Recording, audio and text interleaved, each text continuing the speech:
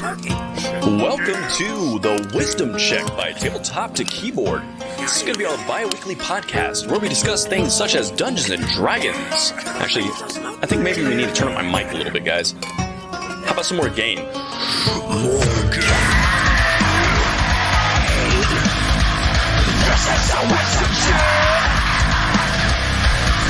This is the intro to end all intros.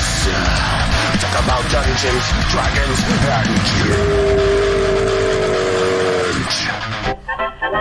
Now, I don't think that's proper. This is a family show after all. This is the intro we can use, fellas. It's good, clean fun for everyone. Welcome to the Wisdom Check, where we have wholesome conversations about the dilemmas we face every day. Nah, hold on a second. I got your intro right here. Yeah, that's better. Welcome to the Wisdom Check. When I'm right, Jeff's wrong, we're going to have guests on to talk about it. It's going to be awesome. Because I said so. He is right. He did say so. I don't know. Is surf music the best music for a podcast about D&D? Fuck yeah. Okay. This just in, nobody can agree on our intro for this podcast. So we're just going to start. Welcome to the Wisdom Check. Roll for initiative. Fuck. A 1. It's like every time.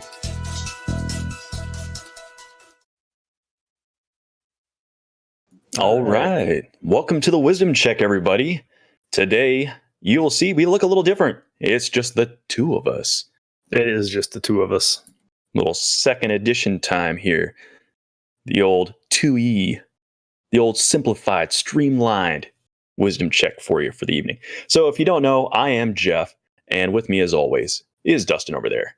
And we're going to be talking a bit about the new Pathfinder 2nd edition game that came out this year. And we're going to be talking a little bit about how it's changed a little bit from Pathfinder 1st edition. And we're also going to be talking about how it compares to some of the other game systems that people are really into, such as, you know, the old 5th edition Dungeons and Dragons. Yeah, the mainstay, the one everybody's all gung-ho about, right? So we obviously we have various opinions on games and what games can do. And thank you, Fishy, for those bits. Appreciate that. So it'll be interesting because Dustin and I kind of come from different wings of the gaming community, I suppose. Whereas he seems to be very on board with the 5th mentality and style, and I am very much more of a Pathfinder fan. And so it'd be kind of a cool place for us to have this conversation. So I guess, do you want to stake anything out before we kind of delve into some ideas? Or I think a couple things that we got to clear up first off is I don't hate Pathfinder. We played Pathfinder almost primarily for 10 years.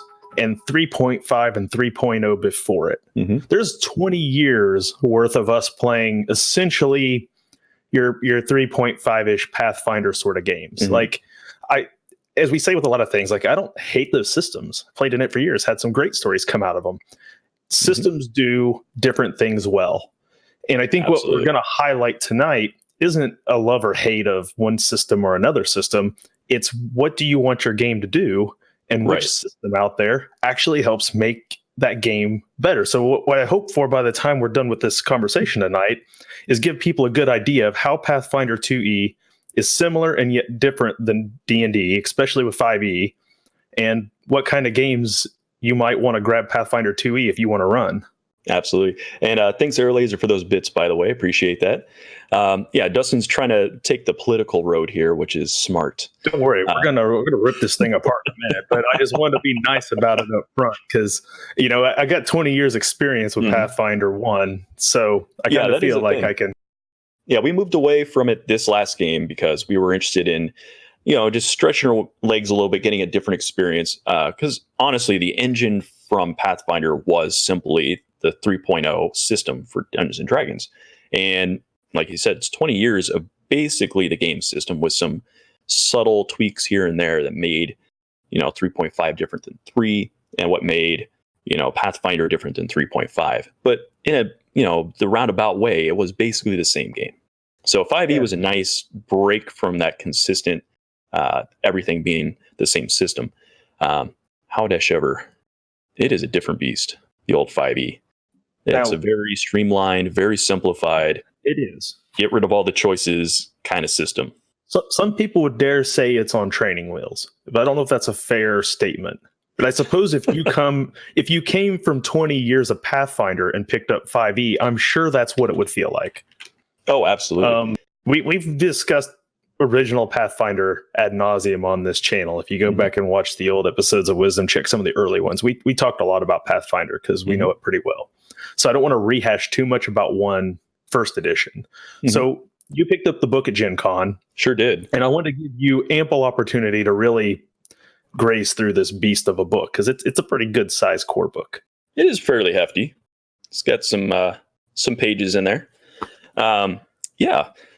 I mean, it looks like a couple people in our chat have not had any experience with Pathfinder at all. So that's not first or second edition, either one. So as we've had a lot of guests on the Wisdom Check, and so far what we found is a large portion of these people, even people closer to our age group that are playing Dungeons and Dragons, came in with 5e. Yeah. Very few of them. I mean, there are a few that date clear back to the red box. We've had a few of them on here, but there's a lot that 5th edition was their first edition. Yep. And that's because it's anything else at all. So it's a good place to talk a little about Pathfinder. So let's just talk a little bit about the philosophy of what Pathfinder has been through first edition and into here. Absolutely. Pathfinder obviously picked up where 3.5 sort of left off. And I think for a lot of people, Pathfinder was an alternative because of that open license. And they took some of the things that people didn't care about the way it was done in 3.5 and they basically retweaked it and put it out as their own product to a degree, is kind of what I think happened. A few classes got some fairly good overhauls, like Paladin, with the mercy rules, which did not exist in 3.5 but did in Pathfinder. There was a few things like that made those classes maybe function a little differently. But for the most part, it was pound for pound another version of 3.5. Yeah. Well, one of the philosophies behind Pathfinder, as far as I can tell, is choice. So it's a system for people who like more choices for their character builds, who enjoy some of that sheet element to it, who want, in my opinion, more viability in options, and are not opposed to some complexity in their game. I think it's a lot like driving automobiles. A lot of people are perfectly fine with a normal automatic transmission. Yep. As long as the car is flashy, it's functional, it gets them where they want to go, and it's comfortable, has some nice bells and whistles on it. They could care less. Some people want their engine to have a certain amount of horsepower. They want the manual transmission. They want to feel like they're shifting the gears. Yep. They want that level of nuance in their driving experience. And I can respect both of those philosophies. Absolutely. I just know which one I'm no good at. That's what it boils down to. And I think what happened with the original Pathfinder, one of the complaints for it is, for one, it was built off that old engine, which was very math heavy. There was a lot of bonuses in some circles. Right. So there's a lot of those. And being that it had been around Pathfinder hadn't been around for 20 years, the engine that it was built off of had been. And so there was a lot of content and there were a lot of feats. So for a new player, if you got the online systems that allow you to make your characters and you go to pick a feat, suddenly you have this list of like 1,000 freaking options. And that is, in fact, pretty overwhelming. Now, I mean, if you just cracked open a book, you don't have that many options in front of you. I don't think it's that daunting. Yeah, I think it's safe to say when the book first came out, though, it wasn't that bad. Nope, because not bad at all. Content creep had not happened yet for Pathfinder. There was a fair amount of content creep at 3.5, but Pathfinder was still just at bare bones. There was not a ton of options. Yeah. I mean, when you start any system out, it's going to be a little bit more simplified just because there's limited. So when we talk about Pathfinder 2e, just be aware we're at the beginning. Yeah. Just like we were. It is interesting because the system is structured in a way that it could be added on to. And that's horizontal growth is what I think it's built around, which is in my opinion, pretty cool because you got many options to pick from. And as a DM, you could just say, here's the books that I'm going to allow at my table. Here's the choices you got. If you open it up to everything, then yeah, you've got an ever exploding list of craziness out there. But as anything, you always have a choice of kind of narrowing it down a little bit. Now, one of the things I think is great about 5e and what you were kind of touching on before is that they recognize that Dungeons and Dragons have been going strong with the same player group for a long time, and people had learned the game. And so when they put out subsequent content, they didn't really rehash how to play the game, what the basics were. They were building off of experience. And as with any game franchise, it turns off new players when they come in having to expect to have a certain level of expertise that obviously they don't have. And so I think that's why when 5th Ed came out, they really went back to let's simplify it, let's make it approachable, and let's make this available for new players, assuming that nobody knows what's going on, right? And that's actually something that is exactly the same with Pathfinder 2nd Edition. I think they wanted to get back to something that looked more like 2nd Ed. Mm-hmm. It just after the colossal divide that 4th Ed caused in the community, because that was when Pathfinder kind of really took hold, was when 4th Ed came out, and 4th Ed was a completely different beast, which we did a whole thing on that with DM Chuck a long time ago. We'll talk about that in another video. But that's really where Pathfinder got its footing, was during the 4th Ed period when a lot of people couldn't make that transition. So 5th Ed feels like it was a return to form for D&D. It was taking a few things from Pathfinder that they felt they liked, but really getting back into that 2nd Ed feel to really differentiate themselves from Pathfinder, which was a beast at the time. Right. Well, and the reason why I bring that up, though, is that this book seems very much like they went back and said, we want it to be Pathfinder. We want choices. We want options. But we're going to make this for new players. Like, this is, you've never played a role-playing game in your life. This book, if you start reading from the start, you will know what gaming is. You'll know how to play it, and you'll be able to go right away. Which is, honestly, I was skeptical about that initially, just because I know Pathfinder is a little crunchy. But after reading it, it does seem pretty straightforward. And a lot of it comes down to just simplifying things. Like, for instance, one of the big changes that they had in the game is action economy. Now, if you think back to our combats in Pathfinder games, right? Correct. What are we looking at? Like, what are our options? Usually you had a move and an action.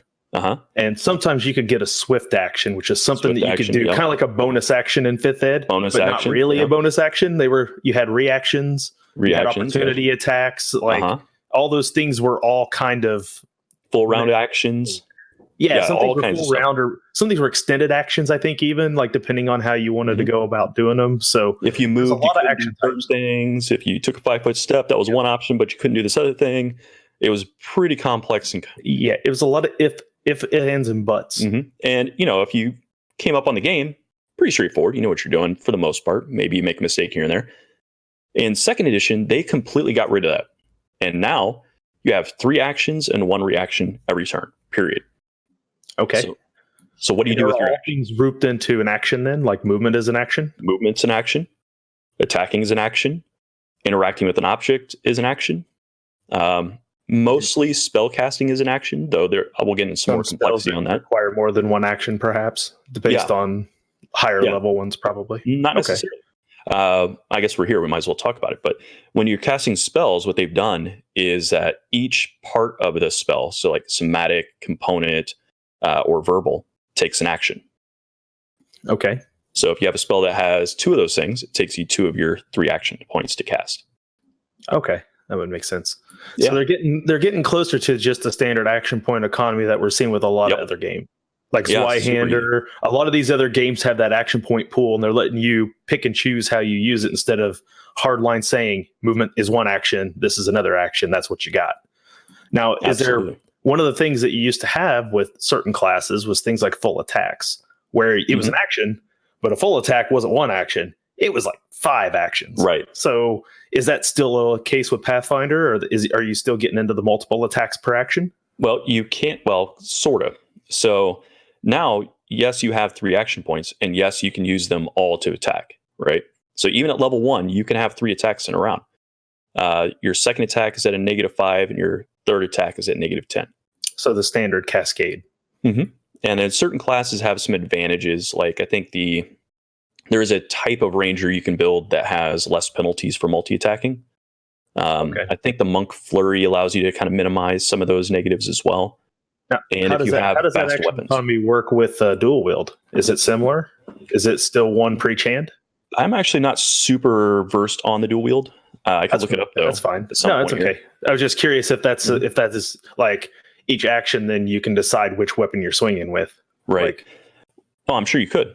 Like if you have different weapons you want to swing with 2, and like maybe one has some effect on it, the other one doesn't. Yeah, you could probably swing with the same one a couple times, depending on how you want to do it.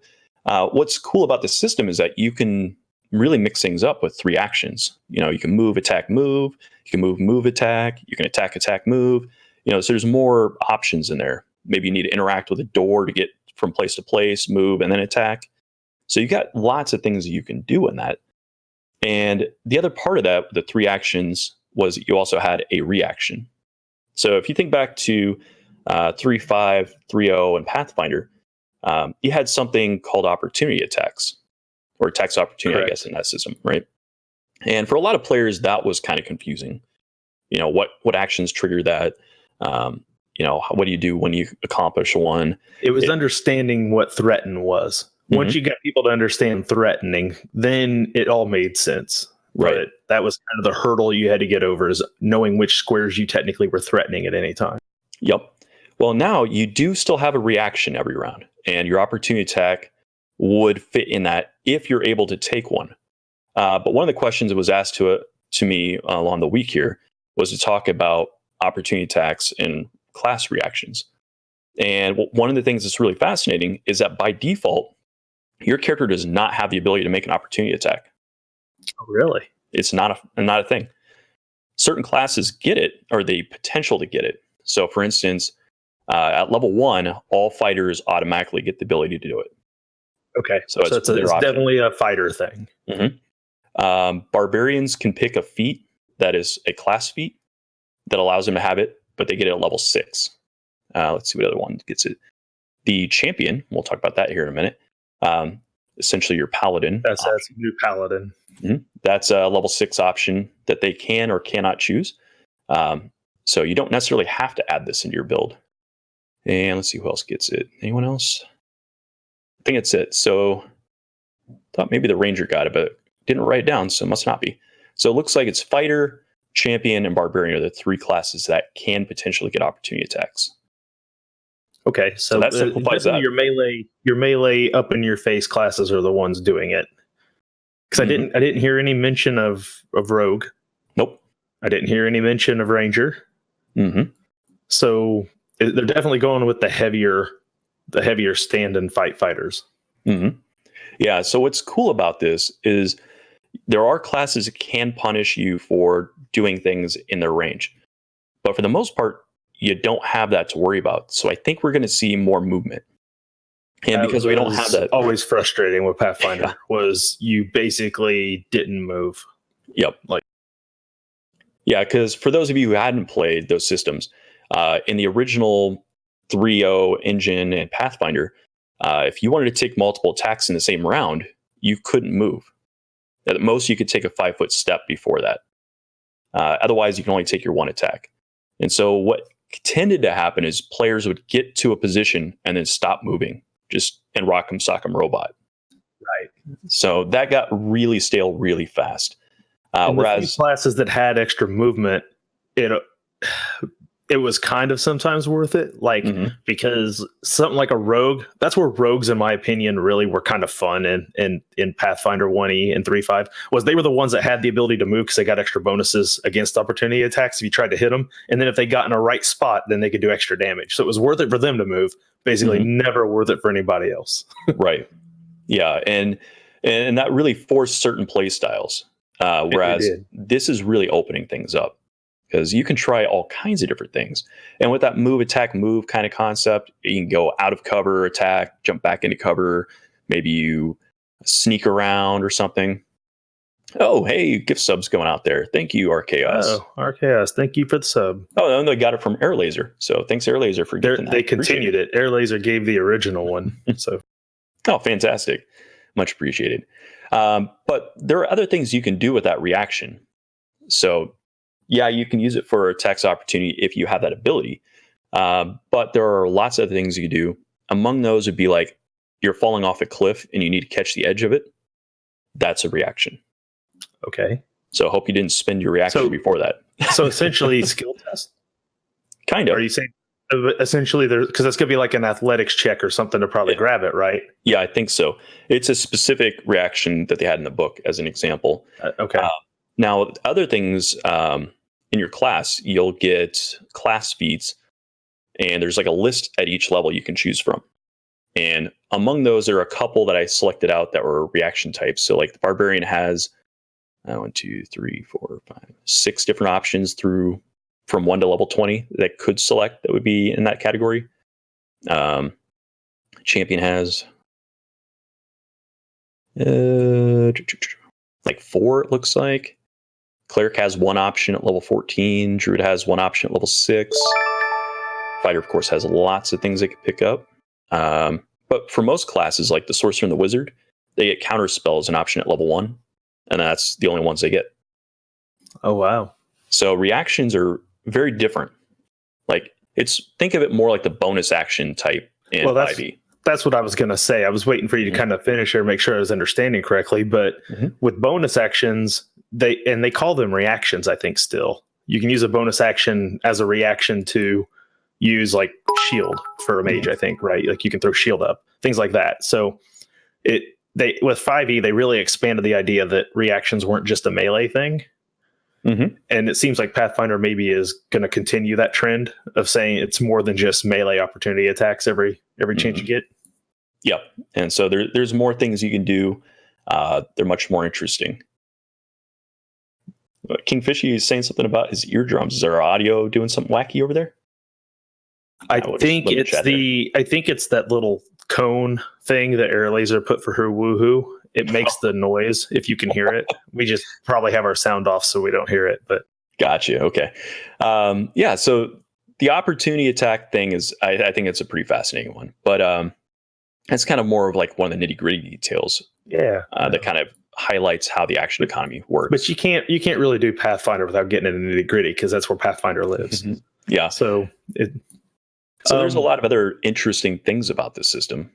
But I think we might want to go into some of the kind of the basics of it, like the core components. Sure. And I thought a good place to start is that Pathfinder is, I'm going to say this and it's not true because there's a bunch of other games that have done it already. Beat D&D to the punch in that they've gone with this kind of new branding of how races work by referring to them as ancestries and building them independently. Then here's your pick this race and here's this long list of stuff you get for being a wood elf or a gnome. Instead, it's here's your options and explain to us how that works now in Pathfinder. Right. So when you're doing character creation, they have it kind of cleverly titled ABCs. And the A of that stands for ancestry. So that's your first choice. And it's a good change in name, I think, to get away from race as a thing, get more into just your culture kind of stuff. So you kind of have some built-in components like your race, or not your race. I'm going to do this all night. Your ancestry comes with some stuff. So when you make your character, your ancestry determines part of your hit points for your starting character. So for example, if you decide you want to be a dwarf, they get 10 hit points right off the start. So you get a little tougher. So the same character who had a dwarf ancestry versus a goblin, there's going to be a difference in how hardy they are. Just right out the start. Just right out the gate. Mm-hmm. It'll determine your size, your speed. And then you'll also get what are called ability boosts. So these are +2s to a stat. And for a dwarf, you get constitutional wisdom, just like most games. And then you get a freebie that you can put anywhere that you haven't already received a bonus. So it's a floater, but you can't put it into wisdom or con because you already got a bonus. And then they have a flaw for charisma, just like most games. So that's a -2 to that. So that's all pretty much standard. And then you get your languages like you normally would in other games, and you get your dark vision. And that's where the standard dwarf ends and where you start making some choices. Okay. So at level 1, you have to choose what type of dwarf you are. What's your heritage? So this would be kind of like in 5e. Hill dwarf or goalie dwarf or... Yeah. And are those defined out, or is it just a long list of traits? They're defined out. So in this case, there are 1, 2, 3, 4, 5 options in the core book. So you have Ancient Blooded Dwarf, you have Death Warden Dwarf, Forged Dwarf, Rock Dwarf, and Strong Blooded Dwarf. And they have a little ability that you pick up depending on which one you go with. And that kind of sets you in a kind of a groove that you can pick other things down the road. So for instance, if you're an Ancient Blooded Dwarf, apparently dwarven heroes of old could shrug off their enemy's magic, and some of that resistance manifests in you. You gain the Call on Ancient Blood reaction, so that's another way of getting a reaction apparently. And it's whenever you make a saving throw against a magical effect, and you haven't rolled yet, you can use this ability and you'll gain a +1 bonus to that save. Okay. So it's like a little thing. You're a little bit more magic resistant. Whereas like the Forged Dwarf, their people came from, working in the forges or living by a volcano, so they have heat resistance. And they're a little hardier in hot weather. Now, are these things that scale over level? It looks like these particular bonuses we're talking about right now are flat. But the cool thing about this game is at certain levels, you get to select a ancestry feat. So at level 1, you pick one. Level looks like 5, you get another one. Level 9, you get one. 13, you get one. And that's the last one. And you could select things that are of that level, or you could buy one that's a lower level. Okay. So those are things that you could pick up stuff like, your dwarven weapon cunning. So you get some specialized dwarven training in, picks, warhammers, dwarf weapons. So the stuff you normally got just as like a bulk thing at the start. Now it's more of like, because of my people, who they are, these are things that we develop over time. This is what our culture imparts on us. Okay. So it makes sense. I guess for me, I'm trying to see total package wise, how different is it than by the time you're done just saying like, hey, I'm playing this kind of gnome? Because they've always, the thing that's kind of confused me is, aside from the fact that they call them races, there was always sub races. So It wasn't like all elves were just elves. There was always Eladrin and high elves and, every kind of elf under the sun. So it was never like they were just all elves or just elves. Mm-hmm. So I was interested to see how Pathfinder was going to take the approach to dealing with this. Because we've seen a few other game systems that have taken the same ancestry approach, but they don't take the time to divvy up those races into sub races to begin with. So it's important then as an ancestry then to say, well, here's what being an elf means for me. That makes me different from the next elf down the road. Right. Yeah. And in this one, you get a lot of things. So for instance, as an elf, you get Arctic elf, cavern elf, you get seer elf, whisper elf, and woodland elf.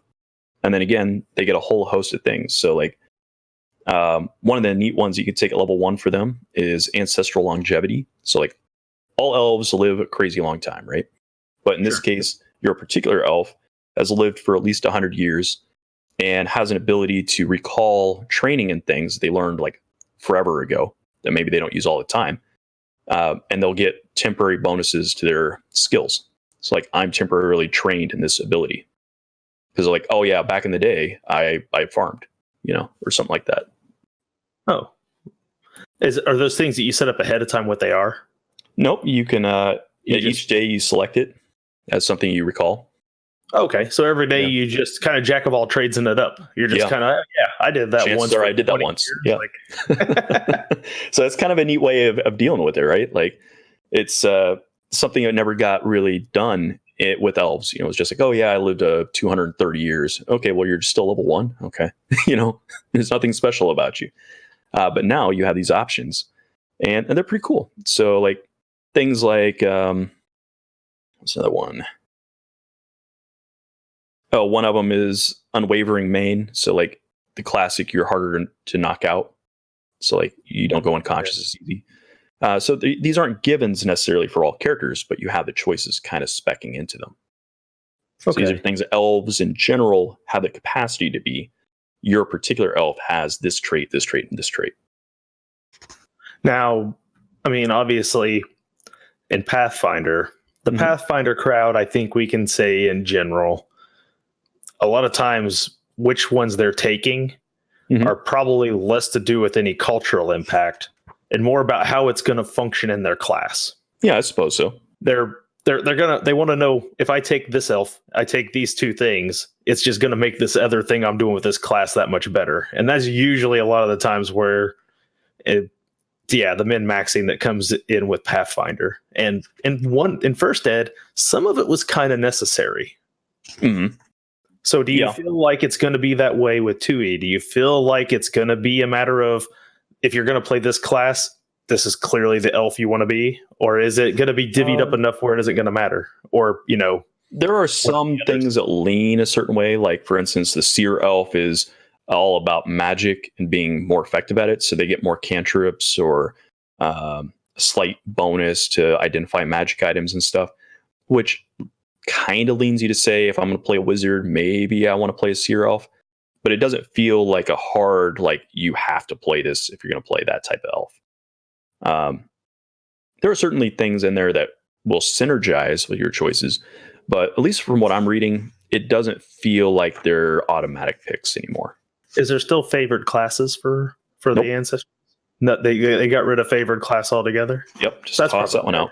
Yeah, simplified that. I mean, I could see where you could take a different one based on which kind of, elf you were or which kind of dwarf. Like, I could see there being a place for that still in there, but yeah. So they got rid of that. Nowadays, the list of races or ancestries, well, in the book, if I can get back to the beginning of the list here, you have dwarves, you got your elves, you got, if I can flip through the pages fast enough, you got gnome, you got your, assuming halfling is next, gnome, and then it goes goblin. So this is Pathfinder. They use the goblin as their mascot. It's so popular. It's so popular. I'm surprised it's not a core race or ancestry. And I mean, in other game systems, like, I'm surprised it hasn't, because so many people love to play goblins. Yeah, and so they added them in. They're actually pretty fun. And Pathfinder goblins are very different than the bog standard goblin. They're more of kind of funny and kind of childlike, but mischievous, and kind of, they can be a lot of things. And so it's kind of cool to see them in there. I remember the original Pathfinder goblin had the dog slicer, a tiny little knife, and the really big, huge head. It looked like something out of little football heads. Like football shaped head. Yeah. Yep. So now we have human, and then that's it. And you may be wondering, where are the half elves and half orcs? Well, I was going to ask, are there variant humans as well? Because there's ancestries, is that basically all the variants then are kind of laid out?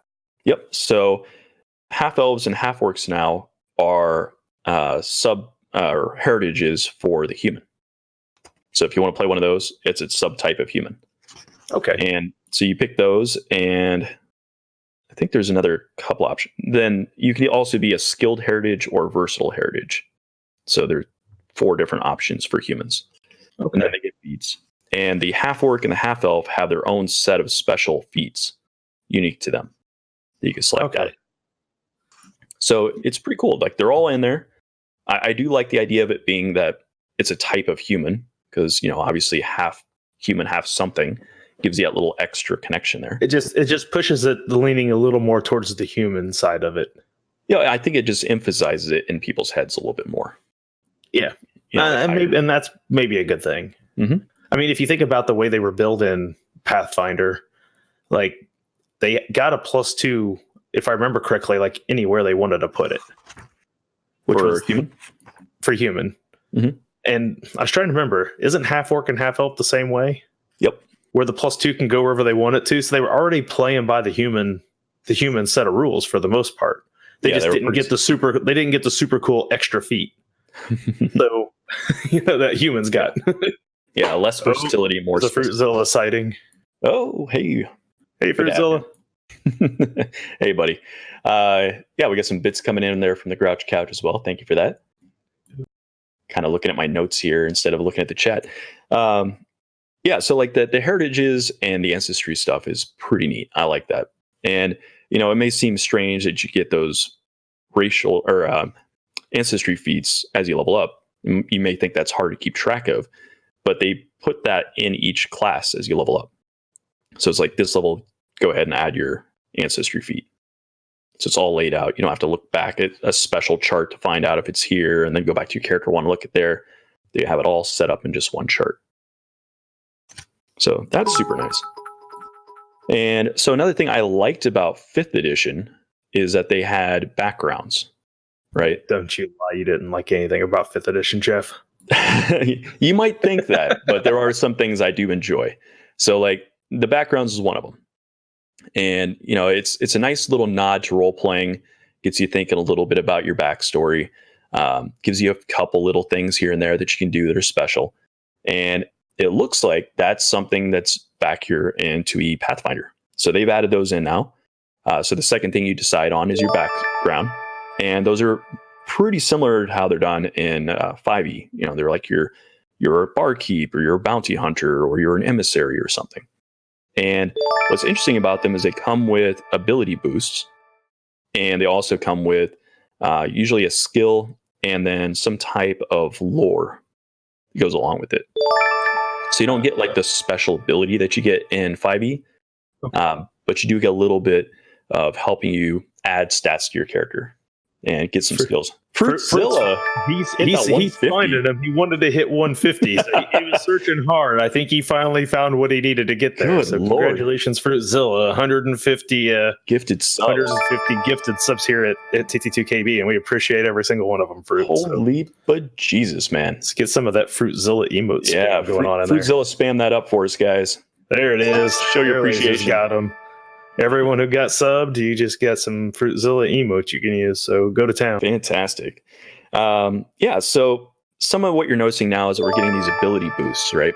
So you have from your ancestry, you're getting ability boosts. Now from your background, you're getting them. And when we select your class, you'll get ability boosts specific to that class as well. God, that's a lot of Fruitzilla emotes. Love it. It is. It's great. And so you may be wondering, how do you build your character, right? Well, now, unlike in previous editions where you had point buys, where you had to calculate things out and fiddle with numbers and stuff, which you hated. And whereas in previous games, you just rolled dice and hope for the best. In this one, everyone starts with flat 10s. And then when you pick your heritage, you get a couple boosts, maybe a penalty. When you pick your background, you get a couple boosts. When you pick your class, you get a couple boosts. And that's your stats. Now, for me, that sounds great. Mm-hmm. How do you feel about that? Not having that ability to fine tune that. Well, you do get to fine tune a little bit because they give you some free ones. So like, for example, I'm looking at the bounty hunter background. You get 2 ability boosts. One of them has to be strength or wisdom. And then the other one can go anywhere you want. Okay. So I mean, you're still getting a little ability to tweak. You get a little bit of fiddling, but it's not like, hey, I need to do a bunch of math and fiddle with it and hope that this adds up and this goes back. I'm going to switch this, but I can't get it now because I'm 13 points instead of 14. But it also keeps you from like walking in with and not that this is a good or a bad thing, but it keeps you from walking in with like the super charisma bounty hunter. Yeah. Because he doesn't have that as an option, right? It depends on how you do it. I guess he could for the second point, because he could put the first one in strength and the second one charisma if he wanted to. So you could still walk in with like a super charismatic like bounty hunter. Like if you pick the ancestry that had a bonus to charisma, and you pick that and put your fiddly number in there, then went to a class that had charisma as a main stat, then you could. It would be a different flavor of bounty hunter, I guess. Oh, sure. I'm just saying, like when you get around to mixing and matching these things up, and by the time you're done picking, do you feel like you still get the variety that people feel like they have when they play 5th edition? Yeah, I feel like you definitely do.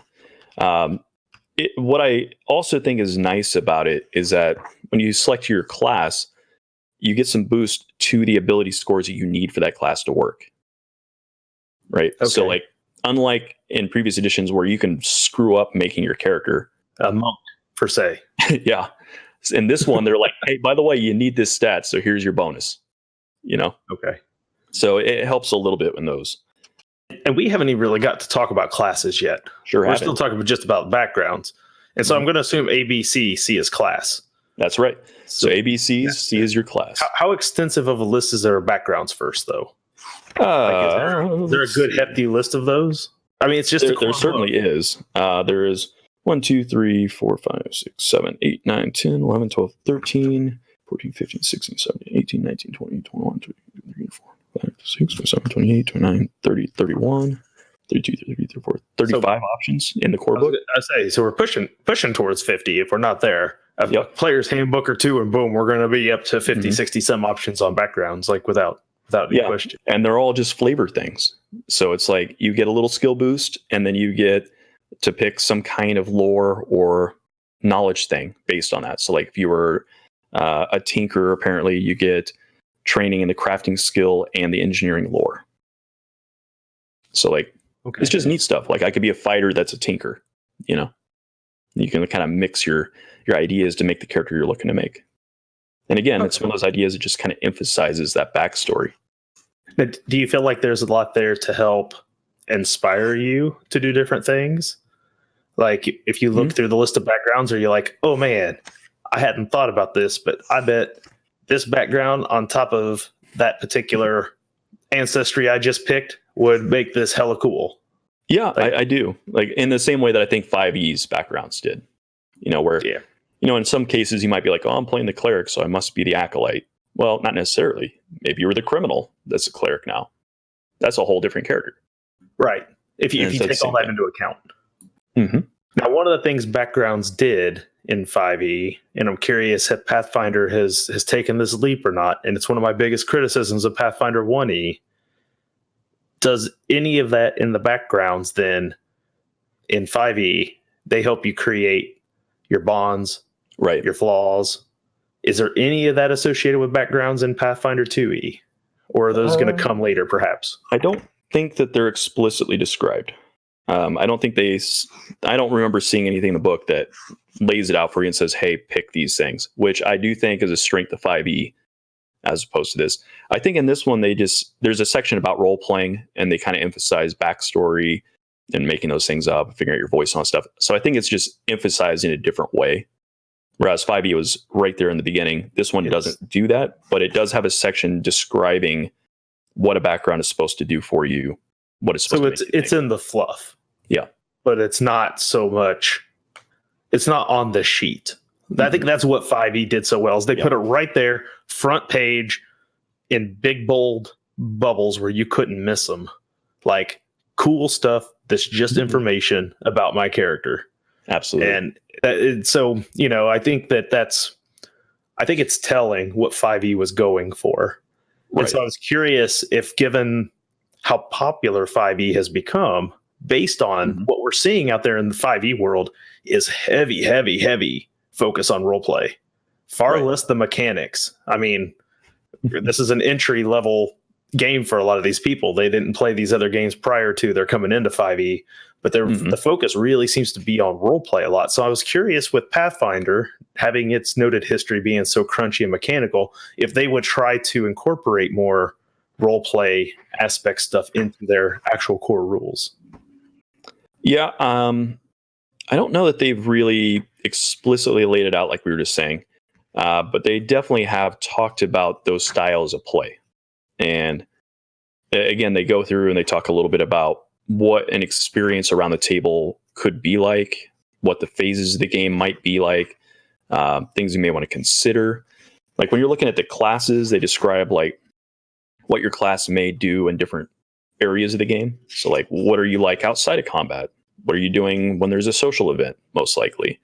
What do you do when there's downtime? Like these classes tend to do these things.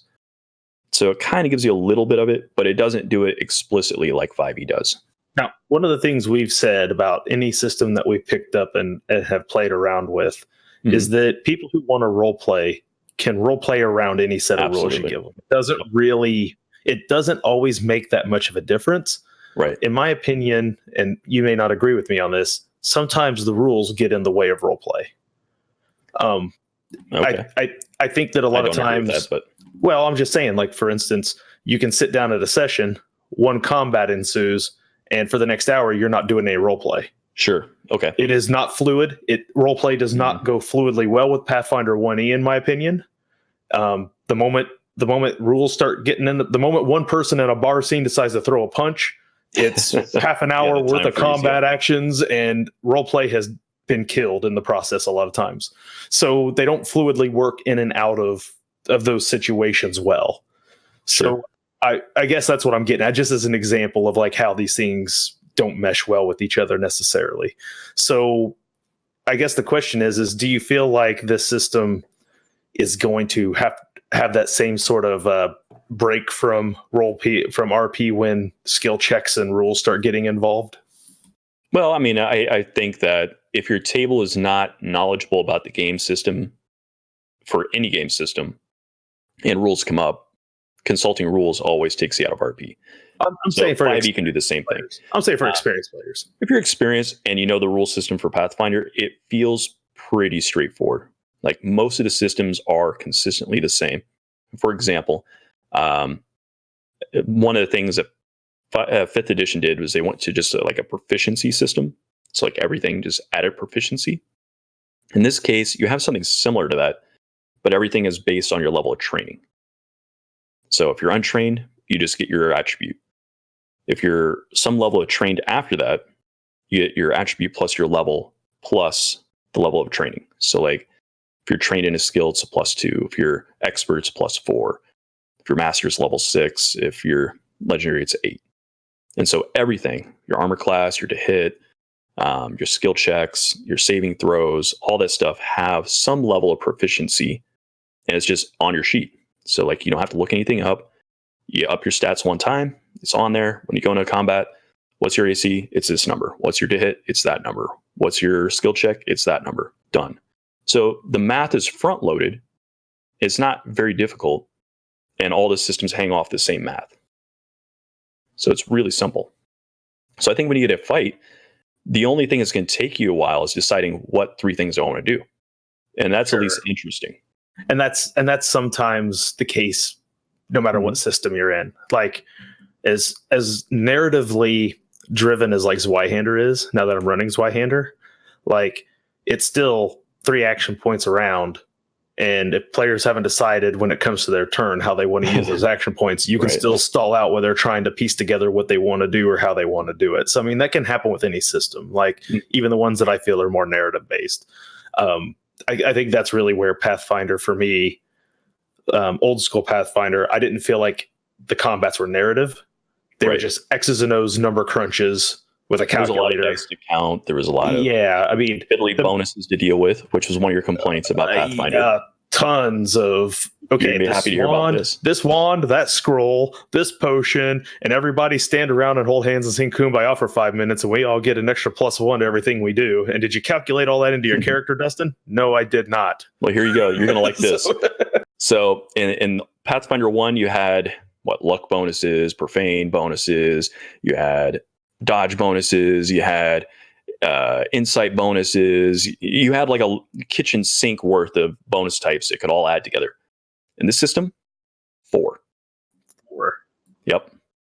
And you take the best of any one of those categories for each one. So it's you can't stack them. You can stack those 4, but only the best of each of those get added in. Does that make sense? So like maybe I'm not understanding. So let's say there's an enchantment bonus and then there's a situational bonus. Mm-hmm. So if the enchantment bonus is 3 and the situational bonus is 2, you're only getting to use 3. The 2 is useless. You get the 5. Okay, it is 5. Another circumstance bonus that was another number. They don't stack.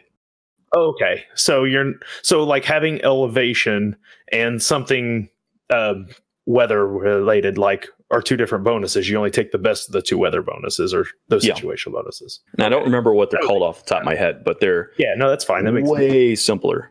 And so you're never going to have crazy numbers to figure out, which is real nice. Some of the other stuff that they've done that I think is really neat is they've changed how successes and failures work a little bit. So if you're familiar with the Roll20 system, most of the people I think in the chat are, you roll a d20, you add your bonuses, and you try to roll over some number, right? And if you rolled over, you succeeded. If you rolled under, you failed. You got a target. At the end of the day, right? And if you rolled a nat 20, you auto succeed. And if you nat 1, it was an auto fail. And some tables made those really special or really, really bad. In Pathfinder 2nd edition, what instead happens is you have the option of critically succeeding, failing, or critically failing. Okay. And the way you get to those is if you beat the difficulty class, you succeed. If you beat it by 10 or more, you critically succeed.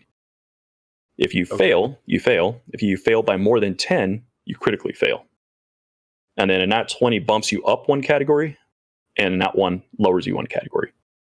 So if for some reason you had high enough bonuses and you rolled a nat 1, you could still technically succeed if you had enough bonuses, which is interesting. If there was any way to get the numbers to be that high, it sounds like that's not really that feasible, but just under premise, it could work. Yeah. And so it's fascinating because now you have those degrees of success that can change the way something plays a little bit in the scene. And it also makes it to where you can still have those fights where you're fighting things that are way lower level than you. And when you do, like say, you're coming back as a level 10 fighting goblins, now suddenly you're critically striking a lot, because your stats are so much higher. Because your stats are so much higher. Now, yes, you just weed through them. Since we're in the conversation of a critical strike, we've seen criticals done a lot of different ways. Yep. There's double dice. There's double everything. There's just some other cool effect that happens with it. Mm-hmm. What happens when you critically strike something? And I'm assuming just right now with melee, we'll get to magic maybe separately in a minute, but with a melee, what does your critical strike look like now? All right. So in this one, let me pull it up to the page here if I can real quick. Which one of the nice things about this book is they put page numbers next to everything when they mention it. Oh, nice. You want to look at crit, it's on this easily page. Cross-referenced. Oh, yeah. Though I'm still failing to see it because I'm, of course, on video, and that's when these things happen. But what I remember reading is that it is a double after. So, like, you roll, add your bonuses, double it. Actually, I think it's double the roll, and then double the roll or double dice. It's the roll. You double the roll and then add the bonuses. Mm-hmm. Okay. And then another interesting change they've had is that weapons have special abilities that can happen on a crit. And if your class is able to activate them. So like if you're using a longsword versus I'm using a flail, if your character has the ability to use this special crit ability on it and you roll a crit, you get to do that special thing. Okay. It's like a flail knocks people prone.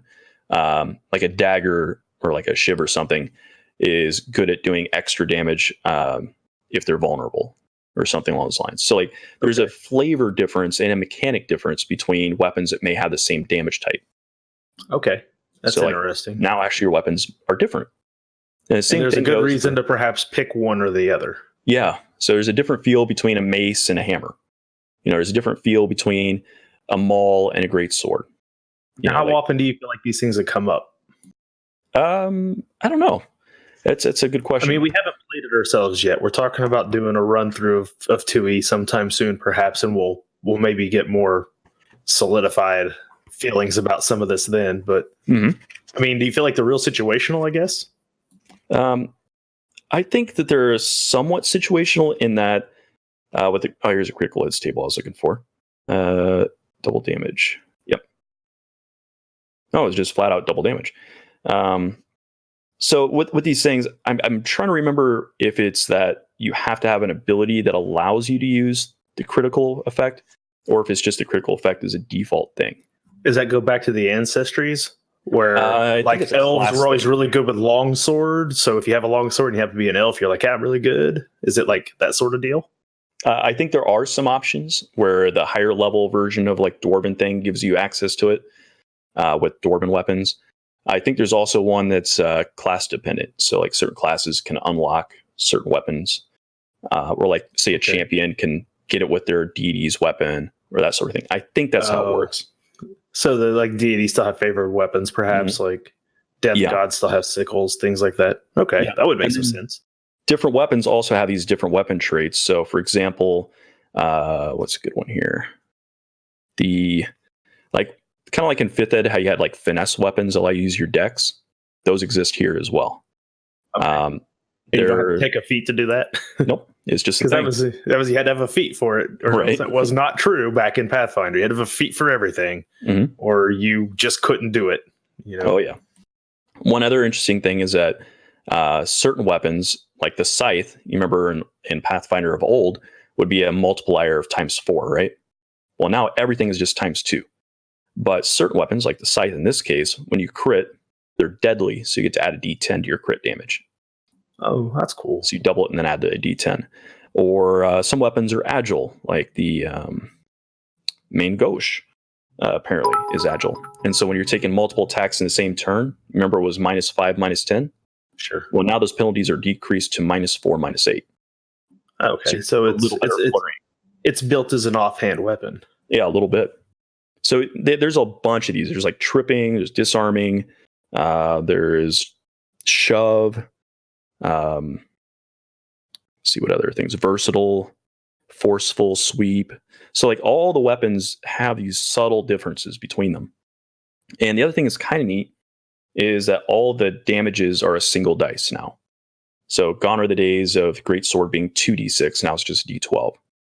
And part of the reason for that is the way they've changed some of the magic items. So now when you get a increase in your sword, you know, in the old school, you get like a +1. Well, now the first tier of like magic is you get extra damage die. Okay. That kind of thing. Okay. So that's kind of an interesting, I guess, reworking. It's what's interesting is it does fall in line. Again, you see where game systems that have come out and where people are not reinventing the wheel. Like they are and they aren't. Like they see something come out, people gravitate to it. So like, you know what, this is working and this is not a bad idea. How can we incorporate that into our game? And we see that a lot, like in the MMO world. Every MMO that comes out looks at the other MMOs is like, what do they do good? What do people like? What can we incorporate? And you see that with tabletop RPGs as well. Like the weapon quality traits is like straight out of like Zweihander. It's the same sort of thing Zweihander does. There's a lot of systems that do that. Like what differentiates this weapon from that weapon is how they react in combat, not even the damages necessarily. Right. So, and I found that critical specialization thing here. It is feat based. So certain classes, certain weapon runes, certain effects will give you access to it. And they're largely based on the weapon type. So like axes, when you do a crit, you get a chance to hit another target that's within range. So you do a sweep. Oh, so like a cleave. Yeah, with like a bomb, you can increase the radius of the splash whenever you crit, if you have that ability.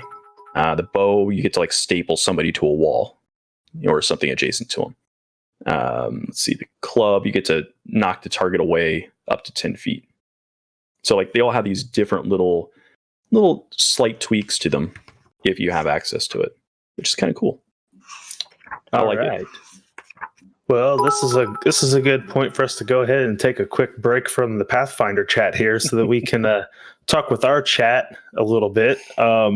We hope you're all enjoying our sort of in-depth kind of digging into Pathfinder. There's a lot of bits being laid out there by King Fishy and Early. I don't know if they're fighting back and forth.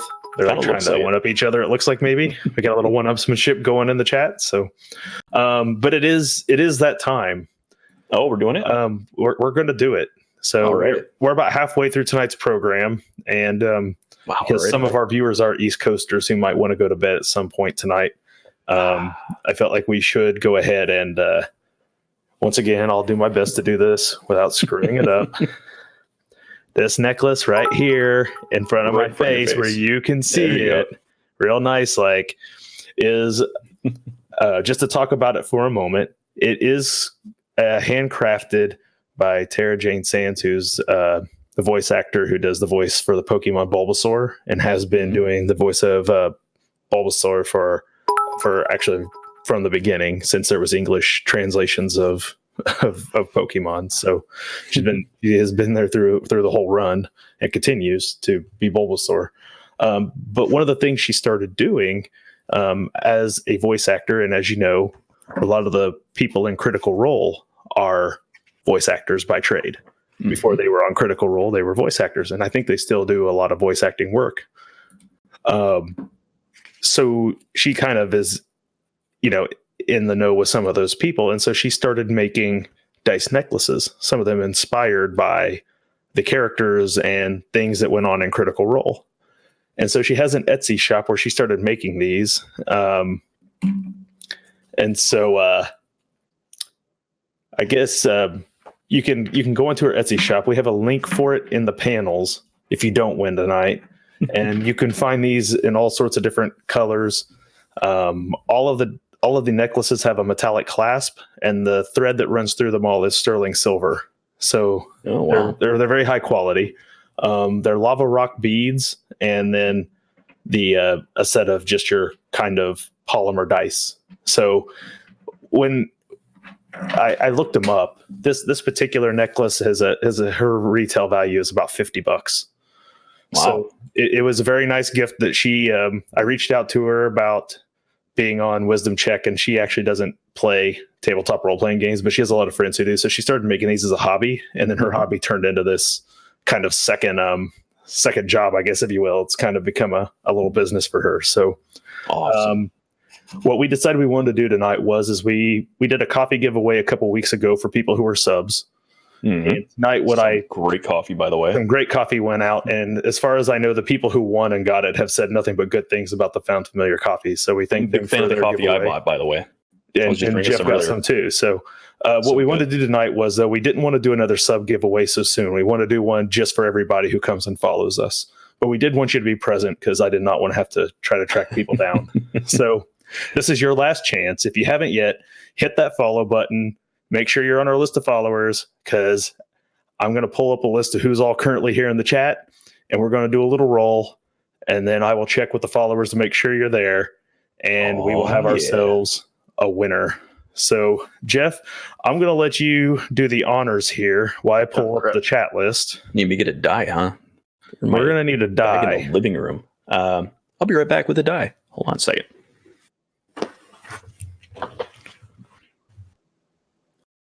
Looks like you're going to need a D20. It only shows 11 people in chat on my screen, but I'm guessing it did not update because it says right now in chat there's 16 people. So if you're here while we're waiting, your odds are 1 in 16. And while Jeff's getting a die, I'll go ahead and plug a few other things that are going on this week to cut up the dead airspace here. Tonight is obviously Wisdom Check. This coming Thursday, you can find my Zweihander game, Terror and Treefell. The Chapter 4, Sins of the Father, will be taking place 9 p.m. here. On Friday, I will be reprising my role as Miguel, the Battle Nun.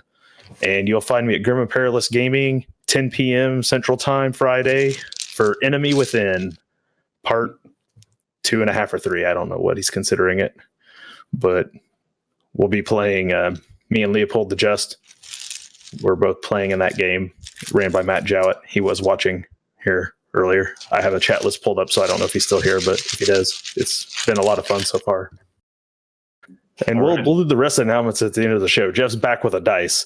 So Jeff, according to what I have here, the users, it says there's 16 people. So grab a D20, hit me between 1 and 16. See if I can find one in the pile of dice down here. Kind of want to find my Die Hard dice for this. I should just roll it myself. Mine's like right here. It stands on my mantle. I don't actually use it for. Well, it's settled somewhere deep in the bag. So, but since I'm looking at the list and you're not, I figure this is the best way to do it. All right. Let's see. Who is? Clint says we're up to 20. So I'm going to refresh this one more time. Hold on. Oh, okay. Well, I rolled a number 4. You rolled the number 4. The number 4. Oh, you know what's funny? It alphabetizes them. I didn't know it was going to alphabetize them. So this is going to go to Grim and Perilous Gaming. Hey! Is that Matt or Daniel or who's on? I assume it's Matt. Congrats. Very sweet. Here. Oh, he says that's right. Episode 3. So yeah, he's here. It must be Matt. Hey, congrats. It is Matt. It is Matt. Awesome. Matt Jowett, congratulations for being the winner of this dice necklace. You won something else tonight? Man, what is going on with your luck? Good for you, man. Is what it is. You. I actually got to meet Matt in person at Gen Con. We got to kind of hang out for part of a day. So he's a real super cool guy. Hopefully this necklace fits. I didn't put it on, but I put it on just enough to see. And I have a size 17 neck for like shirts, and it's slightly snug on me. So I think I'm a little bit bigger guy than he is. So hopefully it'll fit him all right. So yeah. Matt, after the show, or you're in my Discord, you're like 100 places where you talk to me. Send me your info, and I will get this thing mailed out to you.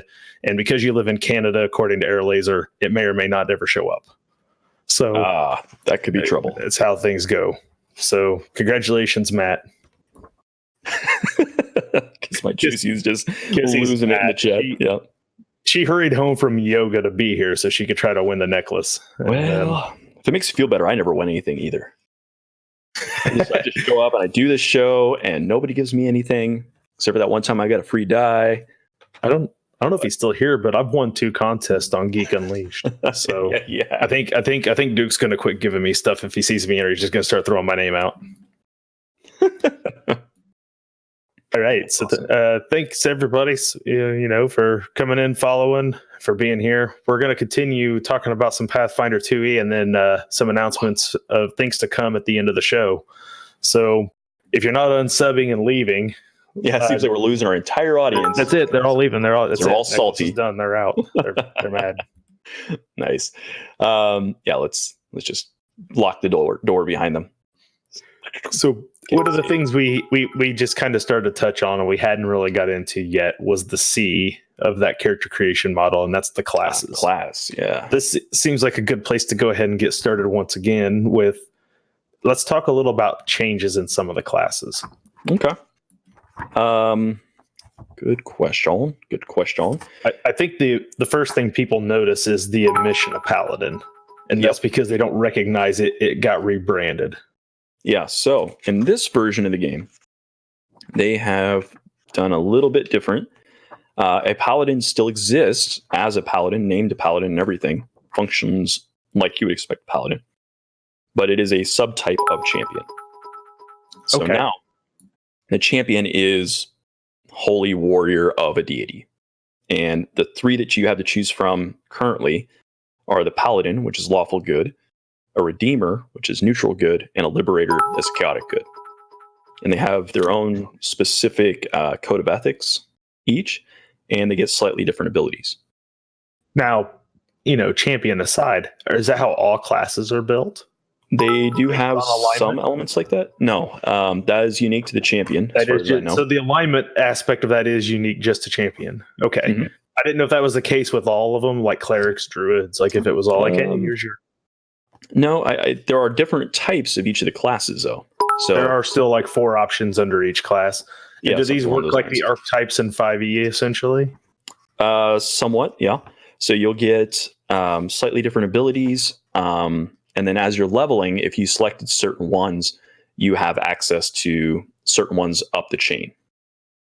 So like if you're a thief, you get access to some of the thief feats that come down the line.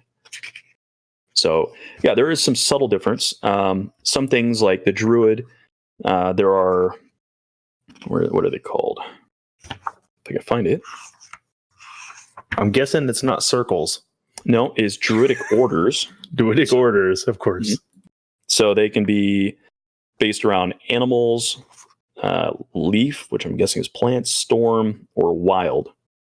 And they'll have slightly different abilities, and then they'll have certain different anathemas. So, like all druids, still have the not using metal armor or shields, not exploring natural places, or teaching druidic languages, or they lose their abilities. But when you pick your order, you also have an additional thing that's prohibited for you. Okay. So they have a little bit of that flavor going.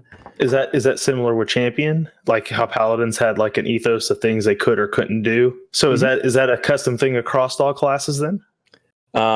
Those were 2 examples of this particular thing. Okay. That I'm aware of. So like the paladin, for instance, is your typical honorable, forthright, committed, pushing back against cruelty. They get lay on hands, never take advantage of others by lying or cheating, have to deal with lawful authorities, of legitimate leadership wherever they go, that kind of stuff. The Redeemer, which is a neutral good version, they are about forgiveness and kindness. They get, what's this called? Glimpse of Redemption, whatever that does. And they get Lay on Hands. And their tenets are about, they're supposed to try to redeem evil people rather than kill them outright. Try to give them something before you mete out punishment. And if they continue on their wicked way, then, you do something more extreme. But they show compassion to others regardless of what the authority is. So it's a little different. And then with the Liberator, that's a chaotic good one, they're committed to defending the freedom of others. Again, liberating step, Lay on Hands. And so they respect the choices others make over their own lives, and they would never force somebody to do something. And then, let's see. You must demand and fight for others' freedom to make their own decisions. I mean, never engage in or deal with slavery, for instance. So they have some subtle codes of conduct that are different from one another. So they're a little different from each other. With the clerics, they play a little different from one another too. So the default cleric doesn't have any armor proficiency in this version. So it's the clothy, which is a little different. But at a certain point, that's a break from most of cleric absolutely from way back any of the different editions. But there is a point where you get to choose your doctrine, whether you're a cloistered cleric, which is more spellcasty cloth based, or you're a war priest, which gives you your armor proficiency and some of your weapon stuff. So then you get the choice between if I want to be the clothy that hangs in the back or the meaty guy that goes up front. So you get a little bit more play. Okay, so they're subtly finding by taking something away. Essentially, they're kind of finding ways to divvy up your options, I guess, for what the class can do in that essence. Absolutely. So it's cool stuff like that.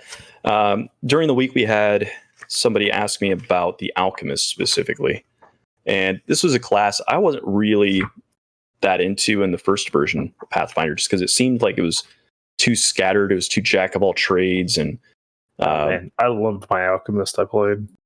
Yeah, it was just a lot though. It was very it was. I'm a crunchy person, and I found the Alchemist just to be too much.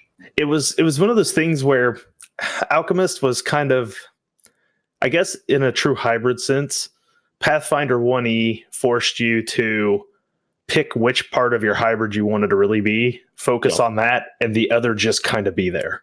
Yeah, just kind of rot on the vine. Yeah, just kind of rotting away, or little quirky things you could do with it here or there. So my Alchemist focused real heavily on the mutations. Right. So and that kind of is how it goes now. So in this case, you get a research field. So you're a bomber, I can never say this word, chirurgeon, or a mutagenist. And so you pick, I'm either able to make the bombs and throw those things, or I'm the healer type that makes the chemist kind of stuff, or I'm the one that does the crazy mutation potions. And based on those choices, you'll have other feat choices down the road that enhance those things, give you more options in that. So the other thing that's kind of neat is, whereas in first edition, the Alchemist was essentially a spellcaster, just kind of reskinned. That's not the case anymore. Alchemist is not magic. Yeah, and I've never felt like it should be. I understood why they use magic because it's what's available. They don't have to recreate anything. They can just use the spells they already given to wizards and druids and clerics and just say, and we're going to pick some divine and some arcane, and we're going to put it here, and boom, Alchemist. That's what you got to really work with. So right, it's kind of cool that they're finally just breaking away from that and making it its own thing. Yeah, and it's cool how they've done it too, because now you get some abilities to create alchemical items. So each day you get to make a certain number based on your level and your intelligence modifier at the start of the day for free. And you just get to do it. You don't have to roll. You just automatically do it. Don't have to worry about materials. But they go inert after day. So in that way, you're kind of a prepared spellcaster. So you make the ones ahead of time that you want. Yeah, but is there still rules about handing them to other people? Nope. It's just I make a Tanglefoot bag. Here you go. Okay. You want to use it? Cool. But there's also an option called Quick Alchemy. So if you don't want to prepare all of your slots, essentially, you have an option to use one of your actions in a combat round to immediately make the object you want, but it goes away next turn. Okay, so it's like Swift Alchemy Yeah, but it from takes old one of your school. actions, so it's a little trade-off. So you're kind of spontaneous, and you're kind of a prepared caster. But in this case, they're not spells, they're alchemical items. And you have a formula book of which items you know how to make. So it's Okay. kind of like a wizard. So you can So actually you have to go- keep a spell list of sorts. Sort of, yeah. And so you'll get a certain amount. Over time, you can buy more, you can find more, you can develop more. And unlike most games where alchemy is just kind of like this random extra thing that you kind of like don't really have any rule support for, they've clearly added a lot of rule support for it in this one. Okay, So- cool. They're at certain levels, and you can get certain levels of alchemical items as you go. And there are a lot of them are in the magic section. So you go through and you can say like, oh, level 6, I have these ones to choose from. And so it's pretty neat. I like the way they've done that quite a bit. I'm trying to see what else is really different here. Just as a general across the classes sort of deal, Uh-huh. I think one thing we can say that has been a drastic difference with 5th edition is that basically every class is a wizard, if you want it to be. There's options for fighter, where you're an arcane archer. Oh, okay. I see what you're saying. Every class is so high fantasy, magically infused, that you can't escape the idea that magic is just a part of everyday life everywhere you go. Like it's like the internet in modern time. Like it's everything you're doing is probably magic in some way, shape, or form. And that lends to the kind of world that you build or that you play in when you're going to run a story. Mm-hmm. You're just saying Alchemist has gone the other direction. Yeah. They took it away from Magic and put it into its own pocket corner and said, you get to play by your own set of rules. Yeah. Now, we didn't talk much straight about just straight fighters yet. Mm-hmm. I assume paladins probably have some magical clerical abilities, whatever, but are you finding that magic is as heavily infused throughout all the classes in Pathfinder? Or are they sticking more to the old routines of magic, not magic? Fighters are fighters. At least as far as I know, they don't have any spellcasting ability in the fighter. They have fighting abilities. However, there is a form of multi-classing. So unlike in Pathfinder Original Edition, where it was like you took dips into class, you took like level 1 or level 2 of like 50 classes to get everything you want. Just to get a certain feat for an extra bonus. Right. For certainly not role play intensive. So instead of that, see subjects where apply. so that is not something that is possible now. So you are your class, but if you look at a level where you get a class feat, you can choose to take an archetype feat, and there are kind of like multi-class where you get an ability from another class, but it's like a specific version of it. So like there is one where you can take like wizard and you get like one spell slot. So it's like kind of like playing a lore cleric, where I think it's, or is it the lore bard? Lore bard, like I think it is, right, where they can like pull like a cleric spell out if they wanted. Something like that, I think it is. The College of Lore, whatever it is. So I could play like a fighter, and I could take an archetype of a wizard and get, like basic spell casting, but it's not extensive. And that's in place of one of my fighter feats I would have been able to select. And once you're locked in, that's the archetype you get. You can't go anymore. Okay. So they've really gotten rid of all that nonsense. Because I felt like that was some of the better parts of 5e.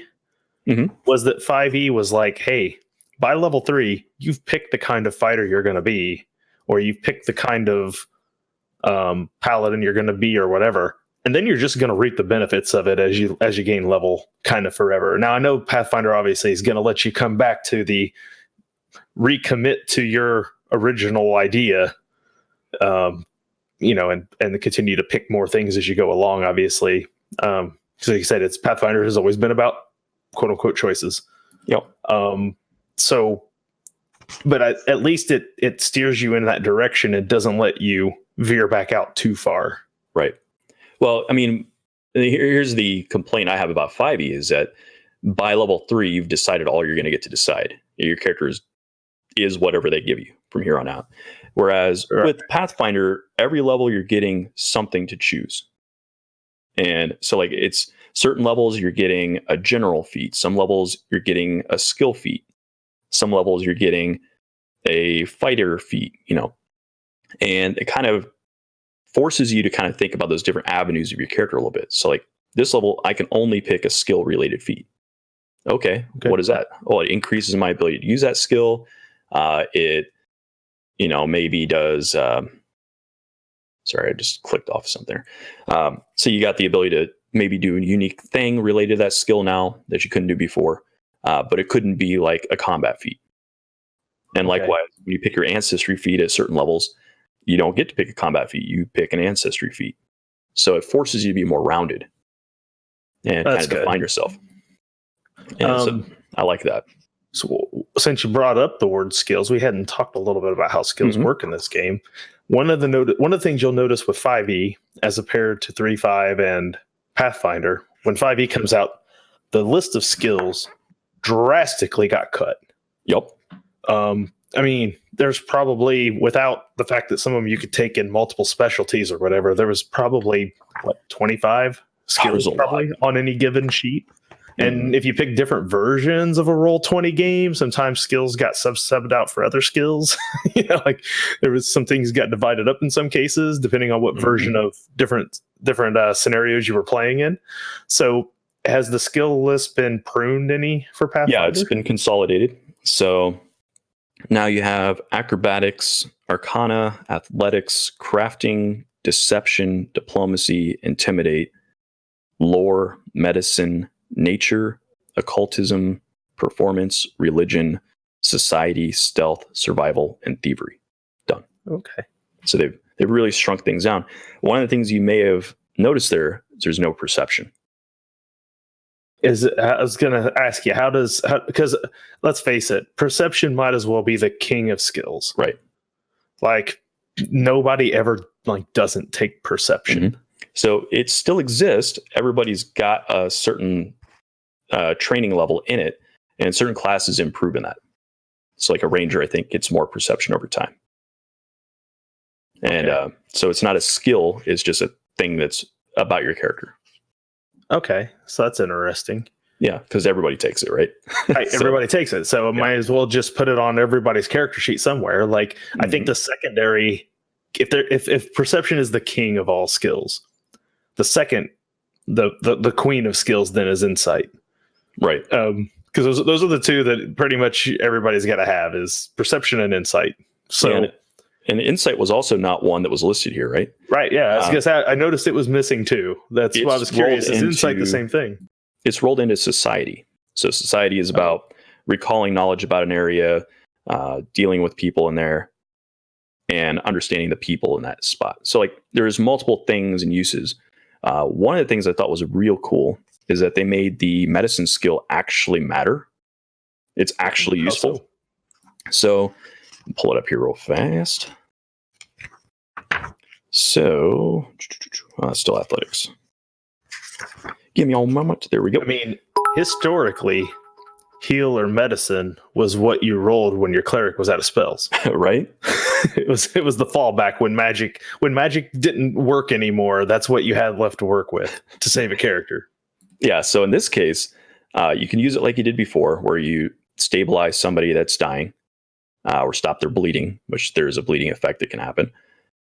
You can still use it to treat diseases or treat poisons, which really was something I think you could do in an old Pathfinder, but it was like one of those buried in there in the deep weeds of the skill.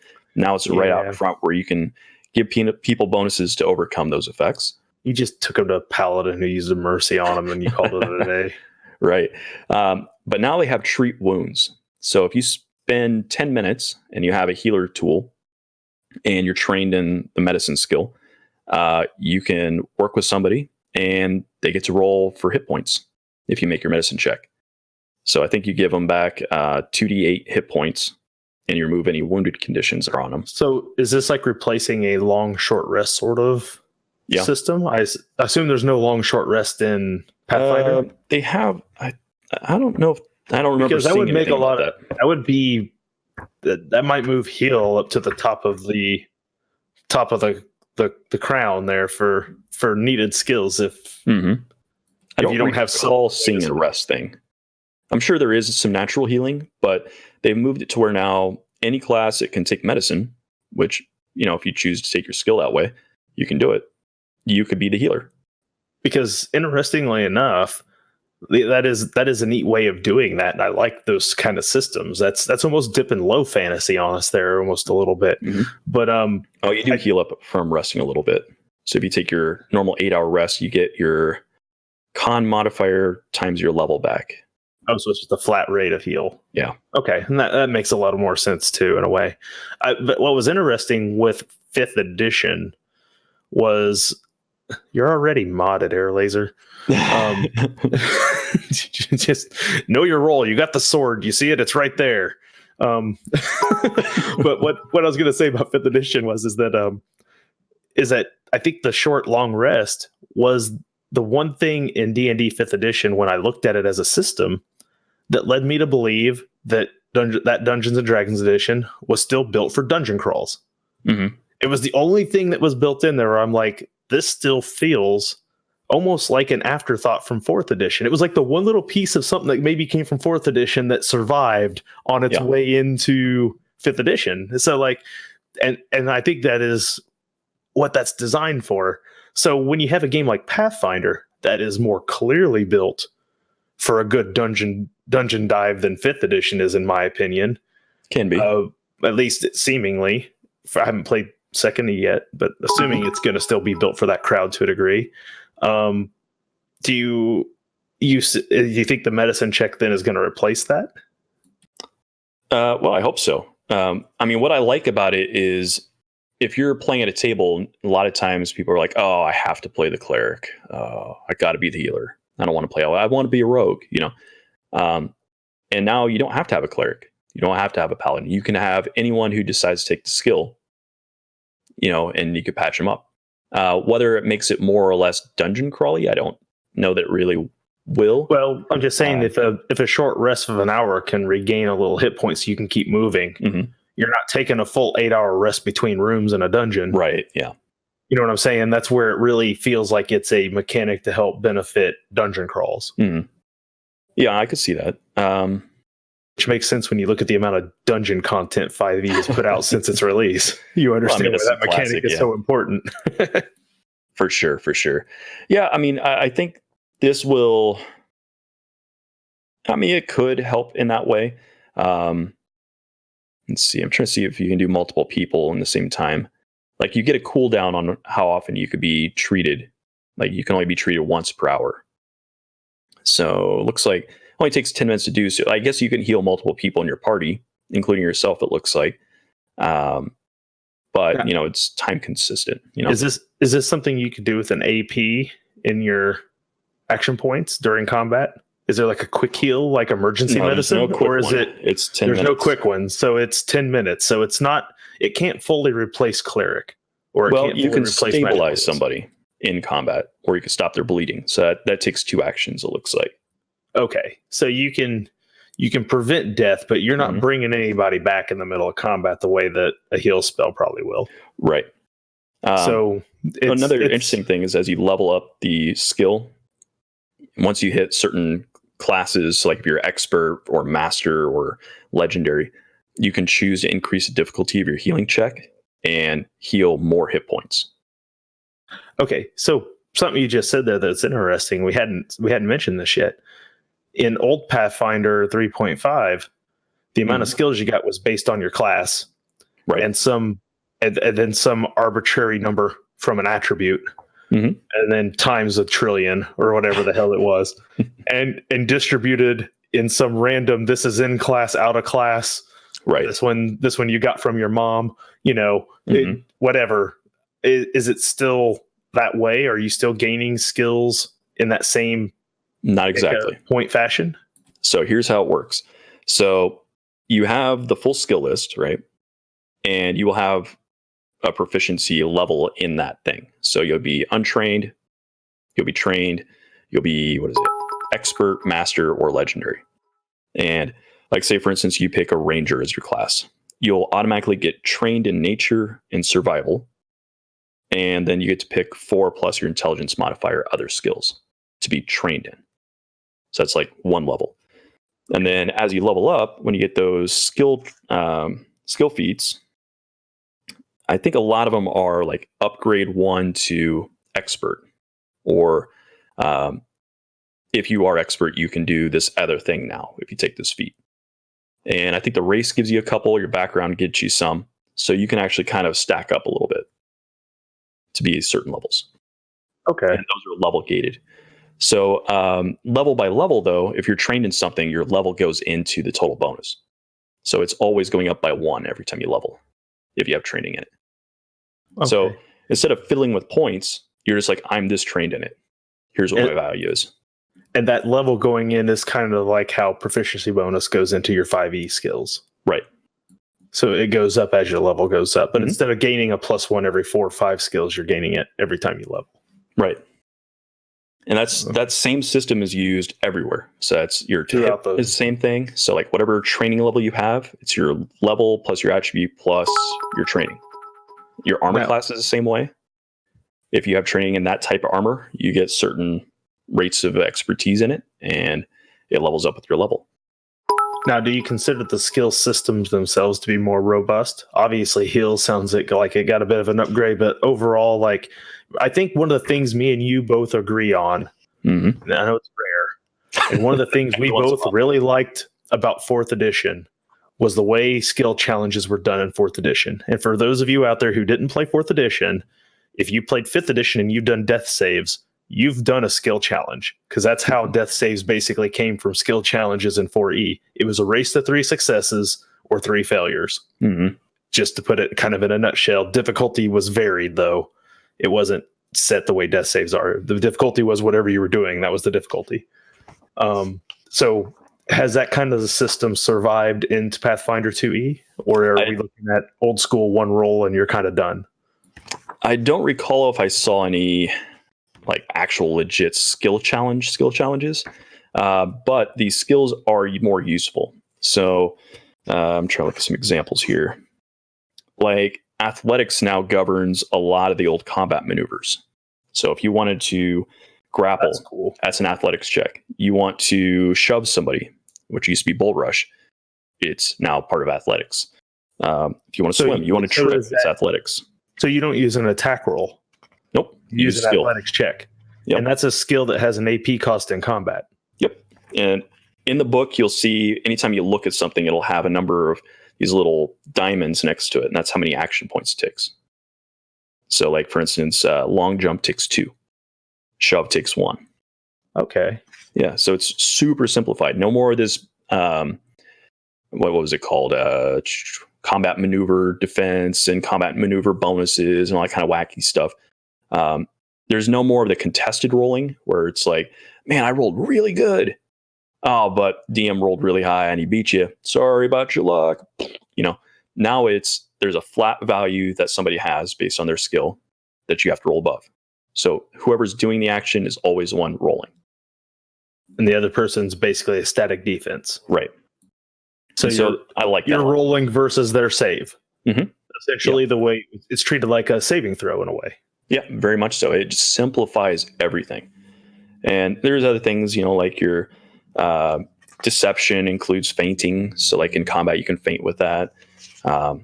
Intimidation has a demoralize effect you can do that can be used. In my opinion, that is one of the things that skills has been lacking across the game, 5th ed included, is a way to make skills more integral.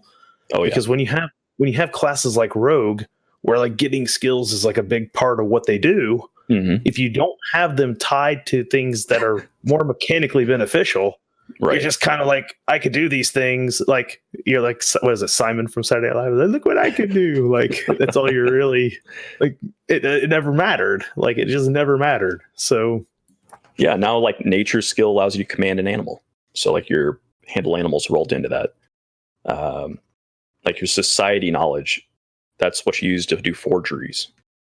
So in a way, I mean, they're not, but in a way, it's almost like they've kind of replaced some cantrips in a way, or have reduced your need for certain magic cantrips and stuff. Like Instead of animal messenger, you can command an animal with a skill. Like it's a more direct option, I should say, as opposed to, I'm sure those cantrips still exist, but I mean, they're taking some of that low level stuff that you would assume would only require magic, right, and giving it to things that are actual hard skills. Yeah. There's more functionality to the skills for sure. Like thievery's your sleight of hand, it's your stealing, is disabling devices, picking lock. It's all like crunched into one thing. Let's see. I'm trying to look at some of these. But again, this is another interesting thing where you see the philosophy of moving away from this high magic society where everything is done almost purely through someone who's casting a spell. You're seeing like there's these other options that are clearly meant to be used, and they're really strengthening these options so that you're not necessarily always looking to the spell section of the book to figure out how you're going to solve a problem. Right. Well, here's an example of a feat, a skill feat called Bargain Hunter. And you can earn income using diplomacy, spending your days hunting for bargains and reselling at a profit. So, I mean, there's more to that one, but there's the old profession skill. Yeah, and professions still exist, but they're part of your backstory. Oh, your background. Gotcha. Yeah. And so you get like a lore or a training of some type that anything that fits in that bucket, things you might have been able to do because you were like a fisherman, for instance, maybe you know how to row a boat, or whatever. Okay. So that's kind of cool. That's all rolled in. Trying to think if there's any other like real neat things. Oh, one of the really neat things is how they did shields. Oh, so we're kind of jumping around here a little bit, but no, that's okay. Now what we're seeing is with a lot of systems out there, Forbidden Lands, things like that, active defenses. Active parry, active block. Is Pathfinder hopping on board for that too? Sure did.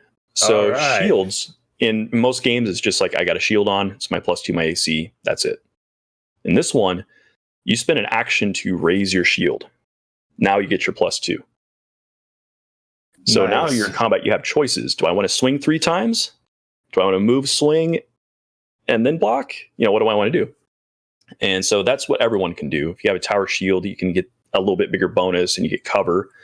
And then certain classes can take feats or get abilities that allow them to use the shield block reaction. So remember, that's what I was going to ask next. Does it take up your reaction? It does. First action.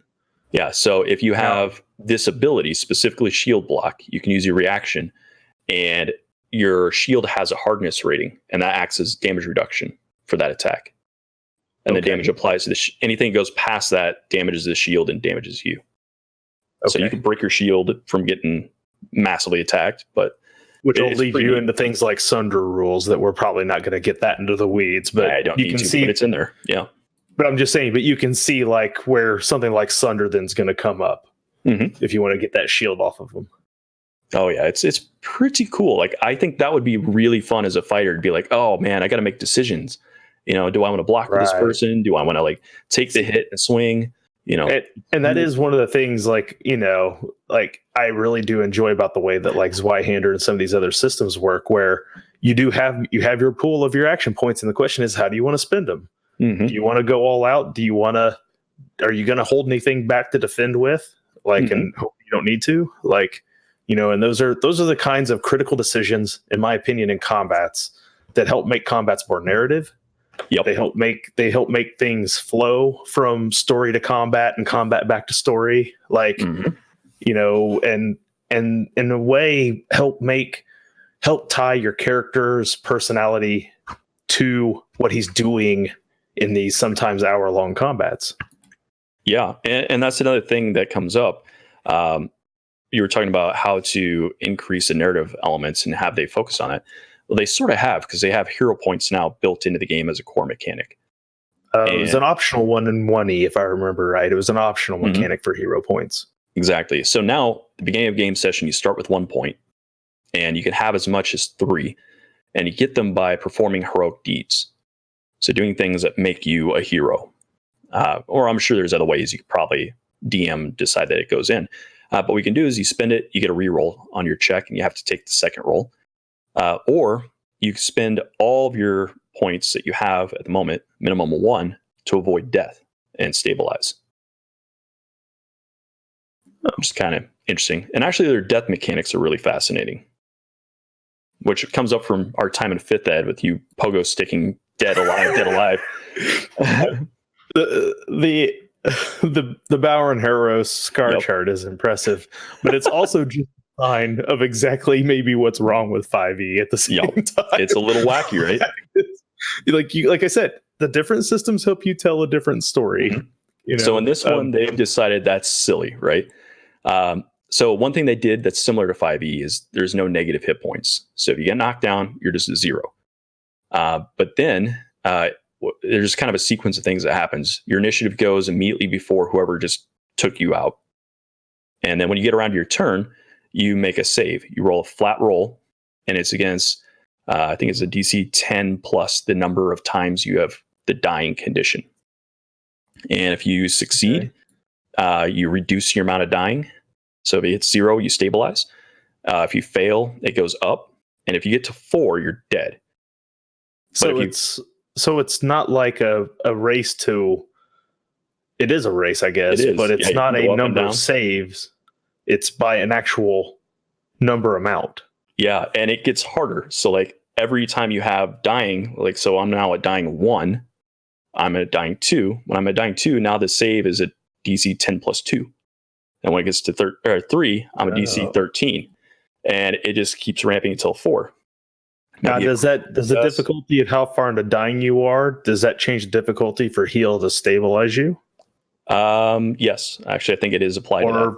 Or how, I assume a cure spell or anything like that is going to pop you back up with a hit point, and it's like, forget about it. But I think it pops the heal skill might change a little bit of. I think it puts you at 0, or at 0, yeah. Yeah, but here's the extra sauce that makes this even better, and what stops that pogo stick.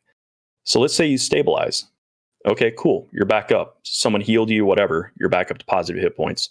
You now have a wounded condition. Next time you go down, your dying starts at 1 plus however many woundings you had. Oh, hell. Yeah. That sounds bad. So you get knocked down twice? So life of a character, you can only do this 4 times? In a particular period of time. Like I think it's a day or something like that. But okay. So it resets. Yeah. It resets every so often. But if you're in the fight and you get waxed and you get back up and you're like, I'm still good. You get waxed again. The next time you get up, you got to get out of there because you're starting to play with some real danger. So I kind of like that. It puts a little bit more tension to it than what happens in 5th ed. And it's still a simple mechanic. Yeah, that's interesting. I was always surprised with 5th ed's death mechanic that the DC either didn't start slightly higher or at least ramp up through the 3 saves. Like as you gain fails that it didn't get more difficult, or maybe as you gain successes it didn't counter those and like start to come back down. Like I was always a little surprised that those weren't already built in, but it is a neat addition. What you could call again how systems like to look at what's been done, take the parts they think are good and find ways to improve upon them. And that's you know, we see that I think again here, and it sounds like that's if you're a fan of tracking things, it's another thing you get to track. So yeah, well, and speaking of tracking things, that was another complaint we had from old school Pathfinder, right? You didn't like that. Oh, we had to keep track of 6 rounds of this buff, 3 rounds of that one. One's this thing, right? It was really hard to keep track of. Well, now whenever you get some kind of buff or defect or something, it gets a little number next to it, and each round that just auto ticks down. Okay. So like I'm hasted 2. Okay, next round I'm hasted 1. Next hasted's gone. So we're getting down here to like the last 15 minutes of our show time. And we've covered a lot about our system here today. So let's just kind of bring this like to kind of a nice close and just talk a little about if you are going to, we homebrew all of our games for the most part. We rarely run a module. If you were going to create a game that you wanted to run and you wanted to run 2E in it, what kind of game best fits the 2E system for you, in your opinion, based on no previous play experience and a read through of the book? Well, much like 5th edition, this game is clearly high fantasy. So you are telling a high fantasy story with this one, where your characters are heroes. They're powerful adventurers. Magic's a big deal. There's monsters and stuff. Your characters will become big deals. So you're not going to be telling those kind of gritty, dark stories that you're telling with Zweihander, most likely. Clearly, it plays a little bit more granular than 5th Ed. I mean, you got more choices and that sort of thing. But I think you could tell any story you would tell in 5th Ed in this one. What's interesting about this is that even though, yes, it's super thick, there's a chunk of it that is all about the core setting. So there's like, I'm trying to find the section on it. But like a huge chunk of this is about the built-in setting of Galorian, and like the lore and the history and like locations and all that kind of stuff. Now that's a huge section is about. I don't feel like we ever got that with First Ed at all. It was there, but it was not really official, right? Now the default assumption is you're playing in that world, which of course, if you're homebrewing, you're not playing that world, but it's right there ready for people to use. So it's like the old school, you have Greyhawk or Forgotten Realms for people. And so like it literally starts with the world maps. It's got like the months, it's got like the kingdoms, it's got the different societies in here, different cultures. It's got different factions. It's got the different gods that are in there. So like a huge chunk of this book is about that. And then there's another huge section just about how to be a DM. So like I would say half this book is more about setting and about GM tips and that kind of things. We know with 5th Ed, and every time D&D puts out an edition, and Pathfinder did this too, there was always your player's handbook, your monster's manual, and your DMG. Right. So now that book looks pretty thick. Is it all rolled into one? Do you got monsters in there to use? Yeah, there are some monsters in there. There is a bestiary that you're going to be able to get.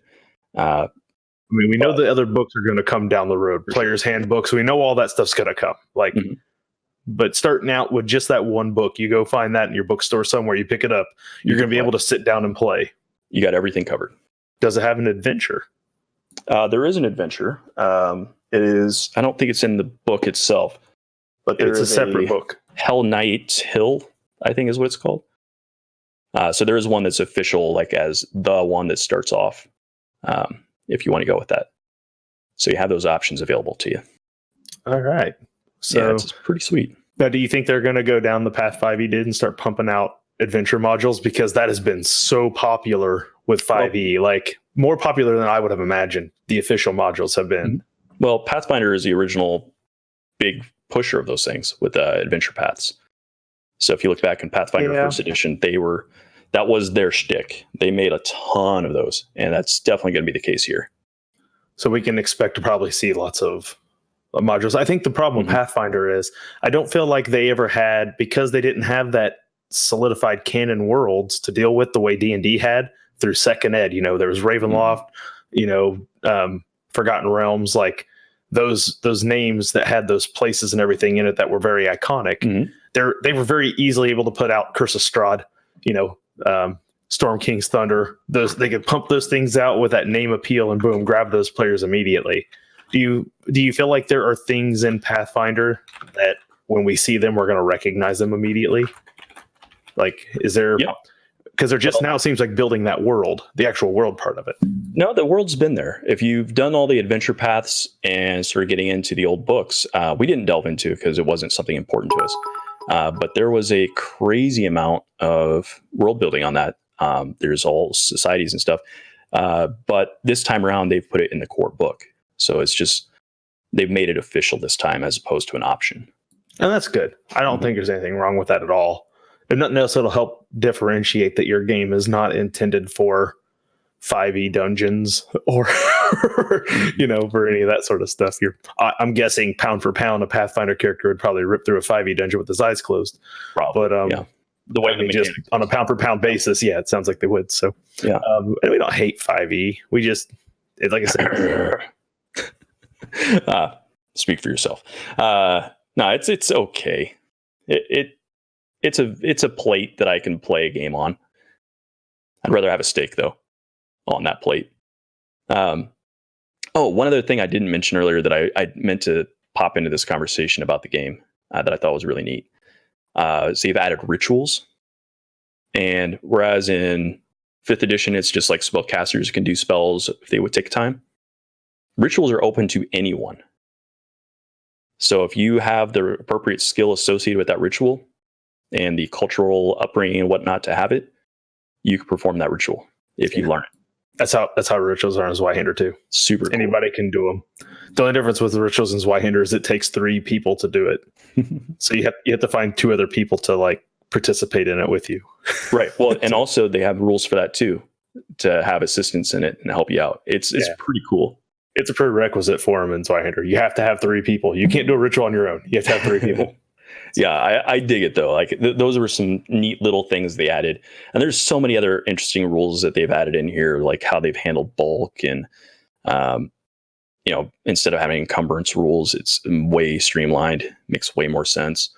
What the guy found out recently, and if anyone from Featherfall Tabletop is on here in their Discord, they saw my breakdown of exactly how many gold coins they could haul out of Dragon Heist, and then they learned very quickly why you don't touch the encumbrance rules on 5e.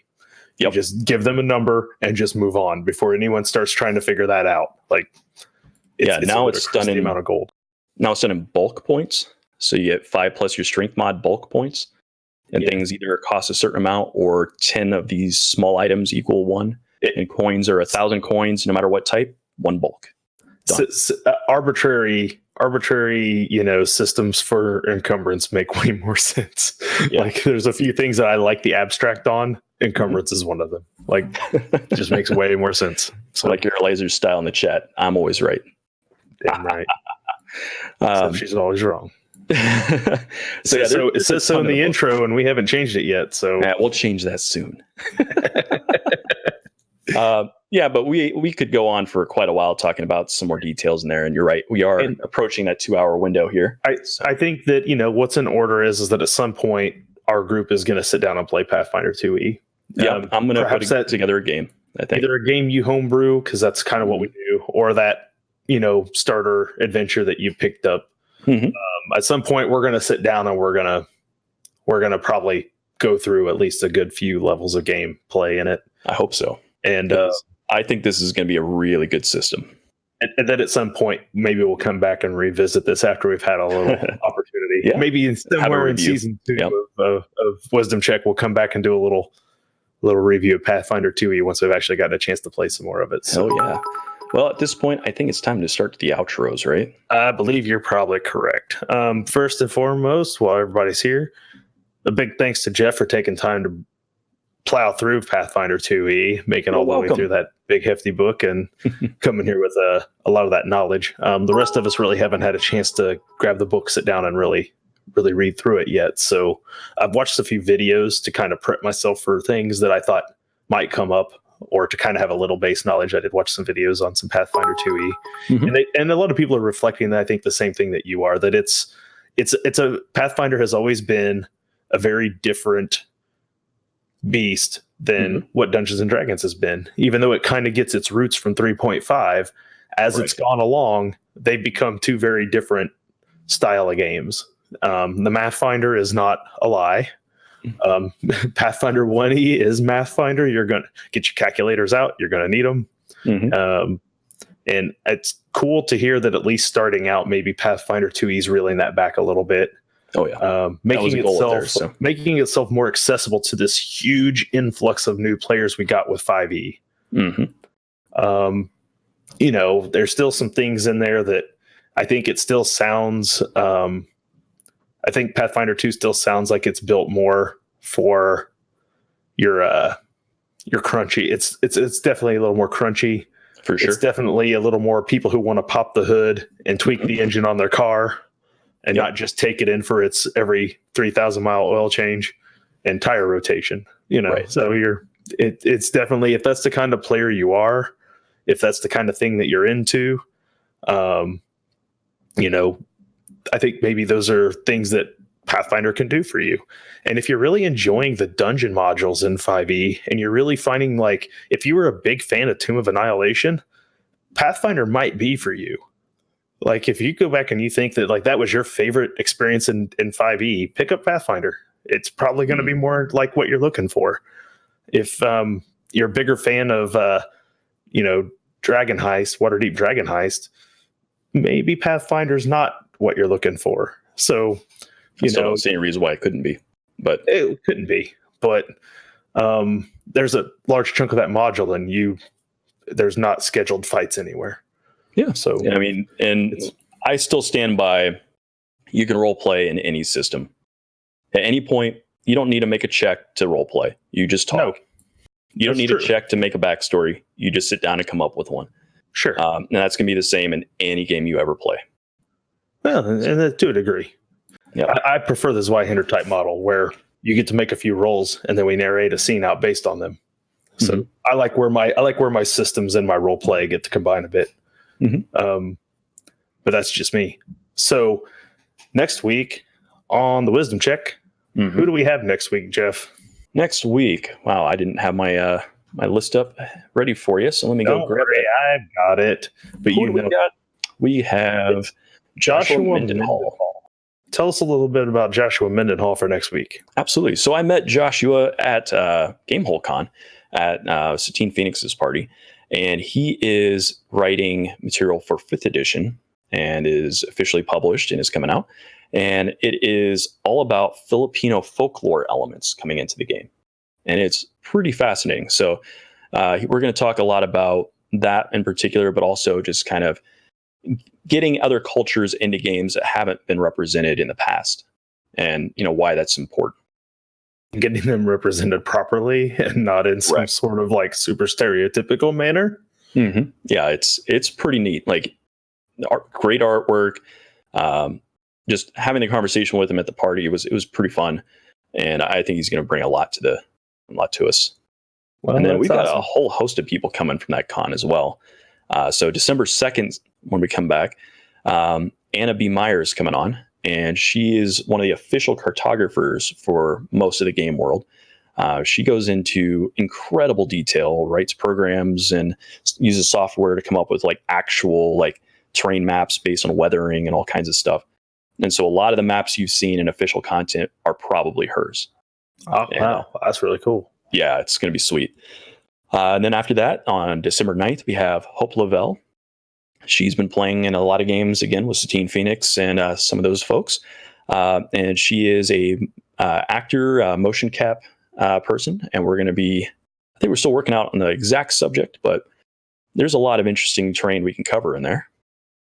And then after that, December 16th, we have Travis Legge from Onyx Path. So if you remember, kind of the World of Darkness got turned into another kind of publishing group after a while. That's Onyx Path. So the current World of Darkness folks are kind of publishing through that. And he is one of the principal people in the Scarred Lands game, which sounds pretty cool. And then we got a little break in there, I think. We may or may not be on December 23rd. Yeah, I was going to ask you about December 23rd. We'll do that off stream. Yeah, we're trying to set up if we want to have a game that close to Christmas or not. I'm in contact with the people at Eberron, and their book comes out the 19th. So if we were going to do the 23rd, when if they're able to do the 23rd, I might talk to them about that, because that'd be a few days right after the launch of Eberron. So that would be a pretty good timing. I'll consider it. I'll consider it if the chat's willing. So we got Hans Cumming is also coming on. He's another author and prolific gamer. So he'll be coming on the December 30th. And we got a whole bunch more kind of cooking in the background. So we have no shortage of awesomeness coming out for you. And that officially wraps up season 1 of Wisdom Check.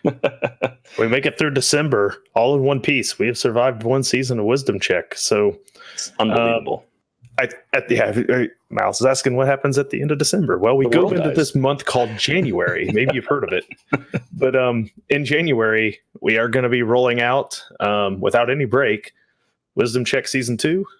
I think at this point, we can start to open ourselves up to the idea of some guests maybe coming back that we've had on before. Potentially, Season 2. We're getting close to a year since we've talked to some of them. There might be some cool updates and things. I've had a lot of people who've rebranded, a lot of people who have moved on to other things. So there might be some opportunity to get some familiar faces back on for another go round. I think we're going to look obviously at conventions next year that we're going to be going to. Finding more people to be on here. Yeah, new host, new guest. You can't get rid of me that easy. Maybe a new intro. Maybe. Still in the works. Maybe. New beards? Definitely not a new beard. Same beard. We'll attach pasties. Little like weird stuff to it.